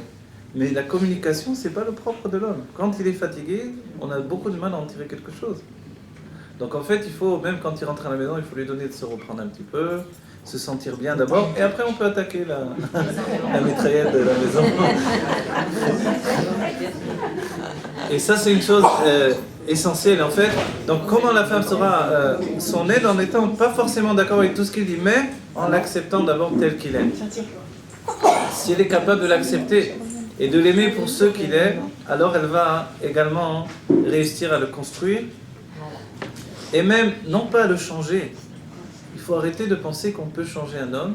Il faut vouloir lui donner de devenir ce qu'il est réellement. D'accord? Si vous aimez votre mari, travaillez dans le sens de l'aider à devenir ce qu'il est réellement. Non pas dans le sens de vouloir le changer. Vous comprenez? Qu'est-ce qu'il est réellement? Pour qu'il devienne réellement ce qu'il est, il faut l'aimer énormément. Et l'aimer, on a dit, c'est pas naturel dans le couple, puisque c'est l'union des âmes et non pas l'union des corps. Il ne le sait même pas lui-même. Lui-même, non, bien sûr, bien sûr. Alors, il faut lui donner de l'aimer et de ce fait-là, de lui donner de s'aimer lui-même. Quand il est fier de lui, qu'il est content de lui, vous allez dire, c'est comme un enfant. Oui, c'est comme un enfant. Mais la femme aussi, elle est aussi comme un enfant. L'enfant qui est en nous, il n'a pas terminé, il est là. Il grandit avec Je ne l'adulte. sais pas si c'était le Hayom Yom quand le rabbi parle comme ça du jeune Khatan qui sort de la nuit nuptiale et qui est prêt à conquérir le monde. C'est un peu ça. D'accord. Alors c'est un peu ça, mais l'un des enseignements qui est essentiel, c'est que la femme est déçue par son mari. D'accord? Si on ne le sait pas avant de se marier, on le sait après s'être marié. À un moment, elle est déçue. Le plus tôt possible, c'est encore le mieux. Vous êtes Pourquoi? en train de casser le micro. Non, je vais Non, mais l'expliquer. c'est très bien de le savoir avant. Je vais vous expliquer pourquoi. Oui, avant il faut le savoir, comme ça on ne tombe pas de nuit. Parce que la femme projette sur son mari ses propres désirs. Elle ne voit pas le mari tel qu'il est. Donc elle attend de lui qu'il devienne ce qu'elle veut qu'il devienne. Le prince charmant en réalité. Mais c'est pas le prince Mais son charmant. père, c'est le prince charmant. Ça, voilà, le père pour la fille, ça c'est le prince Non, charmant. mais pour moi aussi. Oh, Hachem. Alors en vérité, la déception, c'est que Dieu la confronte au fait d'arrêter d'aimer l'autre pour ce qu'elle veut elle-même. C'est-à-dire elle n'aime pas l'autre, elle s'aime elle-même à travers son mari. Donc pour arrêter ce système-là, il faut qu'elle soit déçue. Et si quand elle est déçue, elle continue à l'aimer encore, et pour ça elle est obligée de dévoiler un amour totalement désintéressé, alors va commencer le vrai amour du couple. Vous comprenez? C'est Il y a essentiel. toutes les conditions pour pas l'aimer. Et Dieu fera en sorte qu'il va passer par des situations où il va être déçu. Même le meilleur des maris, à un moment ou à un autre, il déçoit sa femme. D'accord? Il est quoi? Ça Il permet de déçoit sa remonter, femme. mais ça permet de remonter, Ça, d'avancer. parce qu'on avait un amour de l'âme animale. Ça fait, non mais là on a fait beaucoup, on va On avait un amour. Ils vont pas comprendre les mecs. Hein. On va tout changer, ils vont pas comprendre. On va poser des questions. On va dire, c'est pas bien le cours, c'est pas normal. On va les déstabiliser à mon avis. Hein. On avait un amour de l'âme Ça animale. va être déstabilisé. On doit passer à un amour de l'âme divine, parce que c'est seulement comme ça que le couple se construit. L'amour de l'âme animale, quand je rencontre quelqu'un, c'est qu'est-ce que je peux obtenir de ce quelqu'un. Et c'est comme ça que la rencontre s'est faite. La femme a projeté vers le mari son désir d'obtenir ce qu'elle veut. Et lui aussi, il a fait la même chose. Donc que le mari soit déçu de sa femme, c'est aussi une vérité, mais c'est différent. C'est une manière très différente. Pourquoi? Parce que, non, je vais vous dire aussi, il est déçu quand il est attaqué, il est déçu quand il est agressé, alors à un moment il lâche prise. Ils se sentent toujours agressés, c'est pas pareil. Hein. Ils se sentent toujours agressés. Alors voilà, c'est pour ça qu'il faut faire en sorte de trouver le moyen de lui parler sans qu'il se sente Bien sûr, agressé. c'est sa mère. Il voulait une princesse, il n'a pas eu la princesse, et nous voulons le contrairement, il n'a pas la princesse. Alors voilà, il faut continuer donc à construire le couple par l'amour de l'âme. C'est ce que l'on dit ici. Et dans la Géoula, on atteindra la maturité. En attendant, on peut l'atteindre, mais par ce travail que je vous ai dit là. Et si ce travail n'est pas fait, on ne peut pas attendre que ça vienne comme ça et que après coup, alors il faut demander au rabbinim, etc. Mais tout ce qu'on peut demander à droite et à gauche ne va jamais remplacer ce que l'on pourra faire nous-mêmes. Personne ne peut vraiment aider le couple que le couple lui-même en fait. Et pour ça, il faut un désir de travailler l'un envers l'autre, l'un pour l'autre, l'un avec l'autre. Vous voyez? Et le côté qui en nous peut faire que on n'a pas envie de se transformer, d'avancer, se transformer pour devenir soi-même. Donc ça doit être de manière harmonieuse, s'élever de degré en degré, évoluer réellement. En fait, cet amour, il doit se construire par une prise de conscience. D'accord? Et c'est ça ce que j'essaie de vous donner dans ce cours-là.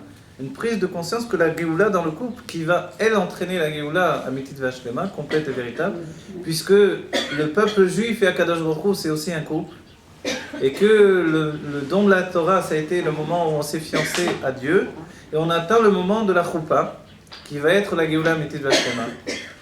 Et la Choupa sera faite avec la peau du Léviathan, qui est une peau immense, et les tzadikim se trouveront sous cette Choupa, et le rabbi nous dit que d'après les sages, on apprend que tous nous sommes ces tzadikim de la Géoula. Que tous les juifs, on sera des tzadikim, et nous allons tous nous asseoir au repas du Léviathan et du Shoraba. Ce sera un vrai repas. Vous savez, j'ai étudié cette semaine pourquoi, à la fin du repas de la Géoula, pourquoi à un certain moment, on va faire passer, vous savez, vous connaissez le fait du Kos Bracha. Quand 3 hommes se trouvent ensemble, encore mieux quand il y a 10 hommes, à la fin d'un repas, on fait Kos Bracha. Kos Bracha, on a pris des anges qui sont venus chez Abraham Avinu et ils ont fait Kos Bracha avec Abraham Avinu et puis ils ont fait passer le Kos à Sarah. Et en fait, alors, quand on fait le Kos Bracha, le verre de bénédiction, à ce moment-là, donc, on bénit tout le repas qu'on a eu. Et à la fin du repas de la Géoula, donc c'est pas à la fin de la Géoula, mais à la fin du premier repas de la Géoula, à ce moment-là, on va dire, les sages ont expliqué qu'on va faire passer le Kos Bracha. On va le donner à Abraham Avinu qui va dire, Adam Arishon qui va dire non, moi je peux pas faire le Kiddush parce que à cause de moi il y a eu la faute dans le monde. Alors on va le donner à Abraham Avinu. À Noir il va dire moi ça a été catastrophe, j'ai bu le vin. Abraham Avinu, Abraham lui dit non je peux pas faire le Kos Bracha parce que j'ai donné naissance à Ishmaël. Yitzhak va dire non, j'ai donné naissance à Esav. Chacun tout le monde va refuser. Même Yaakov il refuse, jusqu'à David Améler qui va accepter. Et David Améler dans la Géoula sera le Mashiach. Et David Améler il dit moi je vais prendre le vin et je vais faire le Kiddush. L'inae, comme ça il dit. Pour moi c'est agréable de le faire. On va dire pourquoi tout le monde refuse. On dit que c'est un vin des Shechet Yemei Bereshit. C'est le vin en fait qui est lié au début, au commencement du monde. On comprend pourquoi Adam Arishon refuse, pourquoi tout le monde a peur. Parce que ce vin, c'est peut-être le fruit de la connaissance du bien et du mal. Et tant que le monde était dans son imperfection, qui était provoquée par le fruit du bien et du mal, de la conscience du bien et du mal, alors, pour terminer le premier repas de la Géoula, on voit que on doit faire le birour, on doit faire, à la fin, ça y est, on doit en terminer avec ça. Il faut que maintenant, on intègre cette notion de bien et de mal pour qu'il y ait véritablement que du bien absolu. Et tout le monde a peur. Il y a de quoi avoir peur. On a vu ce qui s'est passé avec Adam Arishon, Noah apparaît ici. C'est Sarah simplement qui a fait le tikkun, la réparation de Adam Arishon et de Chava. Parce qu'elle avait de la soumission et elle était joyeuse en même temps dans la mitzvot. Grâce à ça, elle a réussi à faire le tikkun. La réparation. Oui, c'est une femme, hein. Voilà. Et... Nous, on est tous Oui, comme- malgré tout. On est tous quand même. Quand même. Joyeuse. Voilà. Il faut être joyeux. Sachez que la joie, elle vient de la femme et le plaisir vient de l'homme, dans les forces de l'âme. La femme, c'est la simcha et l'homme, c'est le plaisir. Et donc, il faut que dans la maison, il y ait à la fois du plaisir et de la joie. Un homme sans femme, c'est un homme malheureux. Une femme sans homme, c'est une femme qui n'a pas de plaisir. Vous voyez ? Et en fait, conjuguer les deux, c'est ça. Et le Shabbat, il est dans la nature du plaisir. On dit que c'est le plaisir qui habite le Shabbat. Les jours de fête sont la nature de la joie. Le Rabbi dit aujourd'hui, il faut de la joie même le Shabbat. Et parce qu'il faut une fusion totalement dans le couple et dans notre vie pour apporter la Géoula. Et en fait, finalement, hein, qu'est-ce que ça veut dire ? Vous vous rendez compte ? Ça veut dire que tout le monde a peur de faire le Kiddush, le Kos Bracha, parce que c'est le vin du début du monde. Vous imaginez un vin qui a été gardé depuis le début du monde ? Ils ont eu peur. En fait, ils ont eu peur que ce soit le vin de la connaissance du bien et du mal. Et qu'ils se projettent à nouveau dans la situation du... Voilà. En fait, David Améler, il dit, moi je veux le faire. Et David, à ce moment-là, il est dans la situation de Mashiach. C'est le Mashiach qui dit, moi je vais le faire, le Kiddush. Pourquoi ? Parce que lui, il sait que le mal qu'il y a eu pendant tout le temps de l'exil, il a été là pour élever le juif, pour qu'il se transforme dans un bien véritable. Et l'une des explications même de la faute d'Adam Arishon, ça a été de dire, je suis sorti du Gan Eden pour me confronter au mal, pour l'éliminer à un certain moment. Et à la Géoula, le Mashiach, pourquoi il peut faire Kiddush ? Parce que lui, il est venu, il a éliminé le mal. Il a enlevé le mal, il a rejeté du monde, il a enlevé les larmes qui étaient dans les yeux de chacun. Il n'y a plus de larmes, seulement des larmes de joie. Et alors, il fait le Kiddush et il fait avec toutes les cadeaux, les kavanot qu'on a dit, et il fait même le Kos Bracha, le Kos qui entraîne la bénédiction pour toute l'éternité dans la Géoula. Et ça, c'est la chose la plus belle qui puisse exister. Vous voulez que j'arrête le cours là ? Sur cette note-là. Et il dit, vous savez ce qu'il dit ? Il dit la bracha de Gaal Israël. Baruch ata Hashem, Gaal Israël. Et c'est le fait que Dieu a délivré le peuple juif. Et cette bénédiction, c'est la plus merveilleuse qui soit. Enfin, Dieu a délivré le peuple juif. C'est ce que l'on attend. Mais en attendant, notre travail à nous dans le temps de l'exil, et c'est peut-être une seconde encore, c'est de vivre intensément l'instant présent. C'est quand on se trouve dans notre maison, on ne doit pas attendre le bonheur qui va venir de l'extérieur, qui va venir d'un autre homme, qui va venir d'une voisine. Non, le bonheur, il doit se trouver avec les éléments que l'on possède. Et si on ne le construit pas, il ne se construira pas lui-même. Et la femme, on a dit qu'elle a la force de la construction, elle a la force de travailler, c'est inné chez elle. Si elle ne travaille pas au bien, elle travaillera au mal. Elle ne peut pas s'empêcher de travailler, elle est comme ça. Les sages disent que une dame qui vieillit dans la maison, c'est comme un magot d'argent, c'est comme une grande somme d'argent, parce que là, voilà. Un homme qui vit dans la maison, c'est un poids lourd dans la maison. Mais sachez que les sages ont dit qu'un sage, quelqu'un qui avait toute sa vie son esprit dans la Torah, plus il va vieillir, plus son esprit va se raffermir et va s'embellir. Mais si un homme avait toute sa vie uniquement, et entre guillemets, à cause du fait que la femme l'ait poussé uniquement à ça, c'est-à-dire à cause de que lui, il ait pensé que sa même femme, elle voulait uniquement ça, c'est pour ça que la femme, elle doit lui dire, tu sais, moi je veux que tu m'enseignes la Torah. Et lui, il peut dire, mais attends, tu vas étudier, tu as des rabbanim, dis-toi. Non, je veux toi.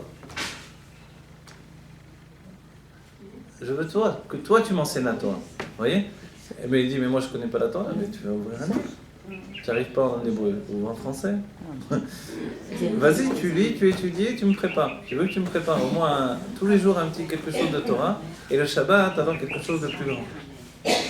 Et à ce moment-là, elle va lui donner d'apprécier sa Torah, voilà. Et elle va le transformer en homme de Torah. Et quand il va vieillir, on dit que un Amaretz, quelqu'un qui n'étudie pas la Torah, d'ato, il devient fou, quoi. Il devient un peu gaga, comme on dit en termes. Tandis que le sage, au contraire, l'esprit, il s'embellit. Ce qu'il y a de pire dans la vie d'un homme, et malheureusement, je vois des hommes comme ça, c'est qu'ils n'ont rien à faire de leur vie. Ils n'ont pas compris qu'ils ont un trésor qui est la Torah. Ils sont occupés uniquement aux choses matérielles. Et comme dans notre génération, les hommes aident beaucoup les femmes, grâce à Dieu, les hommes deviennent dans une obsession des tâches des femmes. En fait. En Égypte, il est dit que les Égyptiens avaient donné aux hommes le travail des femmes et aux femmes le travail des hommes. Et chacun était épuisé de ce travail-là. On peut dire les hommes, alors c'était peut-être moins difficile. Non, c'était difficile. Les femmes, elles faisaient les briques, et les hommes, ils faisaient le ménage, ils faisaient le repassage, ils faisaient toutes ces choses-là. Voilà. En fait, hein, l'homme ne peut pas supporter de faire uniquement ça, on le transforme en femme. Donc la femme doit lui donner également de s'alléger là-dedans. Il peut l'aider, mais ça ne doit pas devenir une obsession, parce qu'alors il s'enferme là-dedans et il est fini. Il est fini. Il n'arrive plus à se renouveler dans le spirituel. Et plus un homme a une âme élevée, et moins il arrive à se renouveler dans le spirituel quand il est occupé au matériel. La femme, c'est une nature chez elle. Elle est capable d'être dans le spirituel et le matériel en même temps. Et ça, c'est merveilleux. Mais pour l'homme, c'est pas comme ça. Quand il est dans le matériel, il s'est déconnecté du spirituel. Ensuite, il a le Yetzirah, il ne veut plus retourner au spirituel. Alors, il doit le pousser, il doit le dire. Mais en fait, elle a enchaîné dans le monde matériel. Donc, il faut trouver un équilibre. Que l'homme aide sa femme, mais que ça ne devienne pas, lui, la femme de la maison. Parce qu'elle, elle est fatiguée, parce que si, ça. Il faut vraiment donner une union et respecter chacun pour ce qu'il est et l'aider dans ce qu'il est. À nouveau, ça ne veut pas dire qu'il ne doit pas l'aider, puisque le rabbi rapporte, vous savez, il y a quelqu'un qui a dit au rabbi, est-ce que c'est vrai si on plie son talit tout de suite après le Shabbat, on se dépêche de plier son talit, c'est bon pour le Shlom Bayit. Le rabbi a répondu, si tu retrousses les manches pour faire la vaisselle, Motzei Shabbat, ça c'est très bon pour le Shlom Bayit. C'est-à-dire qu'il y a des choses spirituelles, mais ça n'empêchera jamais de faire les choses matériellement. Et l'homme, quand il a fait la vaisselle, alors il a sauvé la République. La femme, c'était normal qu'elle fasse la vaisselle. Mais lui, il a fait la vaisselle, il est fatigué, il a mal au dos, il n'en peut plus. Parce que finalement, c'est pas sa nature au départ. Alors il peut le faire, il peut aider, mais si on l'enferme que là-dedans, forcément, et s'il n'étudie pas la Torah en plus de ça, il est terminé. Le côté spirituel s'est éteint en lui, et plus les années vont passer, plus il va s'éteindre de plus en plus. Alors il faut le relever, cet homme. Il faut prendre le taureau par les cornes, on dit, reprendre les choses en main, et savoir qu'effectivement, comme a dit le rabbi, de nombreuses femmes ont écrit au rabbi par rapport à la situation de couple, et le rabbi a dit c'est la femme qui peut sauver le couple, c'est la femme qui est capable de reconstruire le couple. Pourquoi ? Parce que la construction c'est féminin. Et ensuite quand on remet l'homme dans sa situation d'homme, alors, et qu'on lui donne d'être un mashpia, parce qu'il y a un mekabel, il y a quelqu'un qui reçoit ce qu'il dit, alors vous allez voir comment les choses deviennent agréables. Et même la femme, même si au début ça ne lui plaît pas trop ce qu'elle lui dit son mari, et que peut-être elle a entendu des choses, des rabbinim beaucoup plus intéressantes, alors, et qu'elle-même elle a étudié, c'est ça le grand problème de notre génération, les femmes étudient, alors des fois, quelquefois elles en savent plus que les hommes, même s'ils ne savent pas, alors il faut leur faire croire, alors voilà, on n'est pas d'accord, exactement, par exemple, dans même le s'il dit la plus, c'est exactement. toujours sur le mettre sur un pied. Voilà, si vous apprenez maintenant à le recevoir de lui, je vais vous donner une image qui a été donnée par l'Admorazaken. Il y avait un homme très riche, un juif, qui ne donnait pas la tzedaka, il était très radin, très comme ça. Si bien qu'un jour, il y a l'Admorazaken avec d'autres tzadikim, ces tzadikim se sont occupés de faire le mariage de 2 orphelins. Maintenant, les orphelins, ils n'avaient rien, vraiment rien, donc il a fallu trouver de l'argent. Et il manquait vraiment encore une grosse somme d'argent pour faire le mariage. Alors l'Admorazaken, il a demandé où est-ce qu'on peut trouver l'argent. Il a dit, est-ce qu'il y a un riche dans les environs à qui on peut s'adresser ? Il a dit, il y a un riche, mais il est tellement malin que c'est impossible de lui tirer quoi que ce soit. Alors l'Admorazaken a dit aux 2 autres, c'était Rabbi Levi Yitzhak de Berditchev et Rabbi Zusha, je crois. Il leur a dit, venez avec moi, mais c'est moi qui vais parler, ne me dites rien. Quoi que je fasse, quoi que je dise, ne dites rien.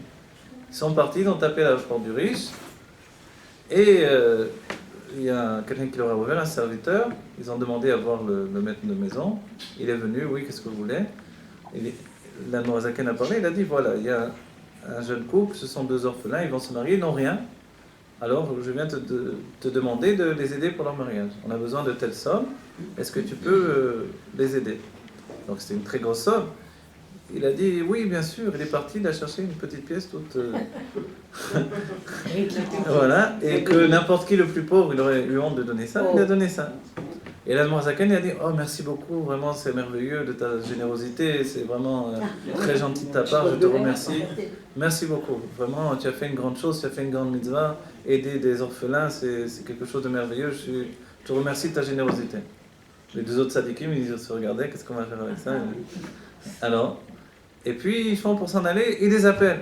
Il dit attendez, attendez. Il retourne en arrière, oui. Il dit je voudrais donner un peu plus. Il a donné un peu plus, l'Admorazaken il a remercié, c'était pas une grande somme encore. Comme s'il avait donné des millions. Et puis il repartait, il les a rappelés encore. Et ainsi de suite jusqu'à ce qu'il donne toute la somme immense. Alors les autres étaient complètement ébahis, qu'est-ce qui s'est passé? L'Admorazaken leur a dit cet homme-là, il ne savait pas donner. Comme il ne savait pas donner, en fait, il ne savait pas que quand on donne, celui qui reçoit, alors lui donne une sensation agréable. Comme il ne donnait rien, personne ne lui avait donné de ressentir ça. Si bien qu'il ne donnait rien, les gens le traitaient toujours de radin, d'égoïste, etc., etc. Quand il a donné cette petite pièce de rien, l'Admorazaken aurait dû lui dire on ne peut pas t'appeler. Ouais, mais il a dit bravo, il a fait comme s'il avait donné des millions, et lui ça l'a touché. Quoi? C'est la première fois qu'on me remercie comme ça. C'est agréable en fait. Il s'est installé dans son âme. Et il a continué à donner, il a voulu encore et encore et encore ressentir. Et ça nous apprend que la même chose dans la maison, hein, le mari qui n'est pas habitué à donner parce que sa femme depuis longtemps elle n'écoute plus, alors forcément il ne sait plus donner.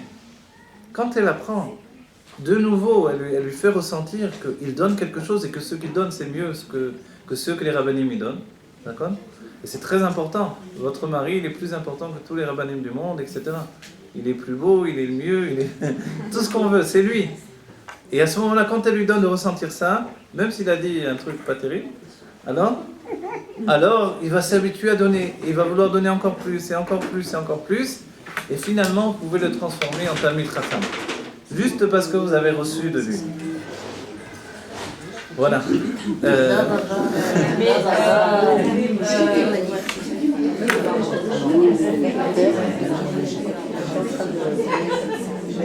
fais un avec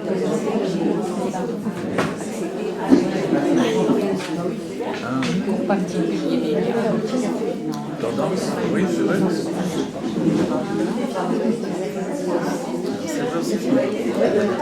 Maintenant le soir, c'est les 16 mesures de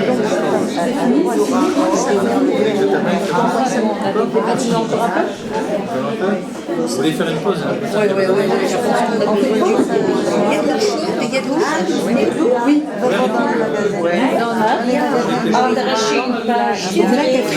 Tu passes le crayon, je vais écrire dessus.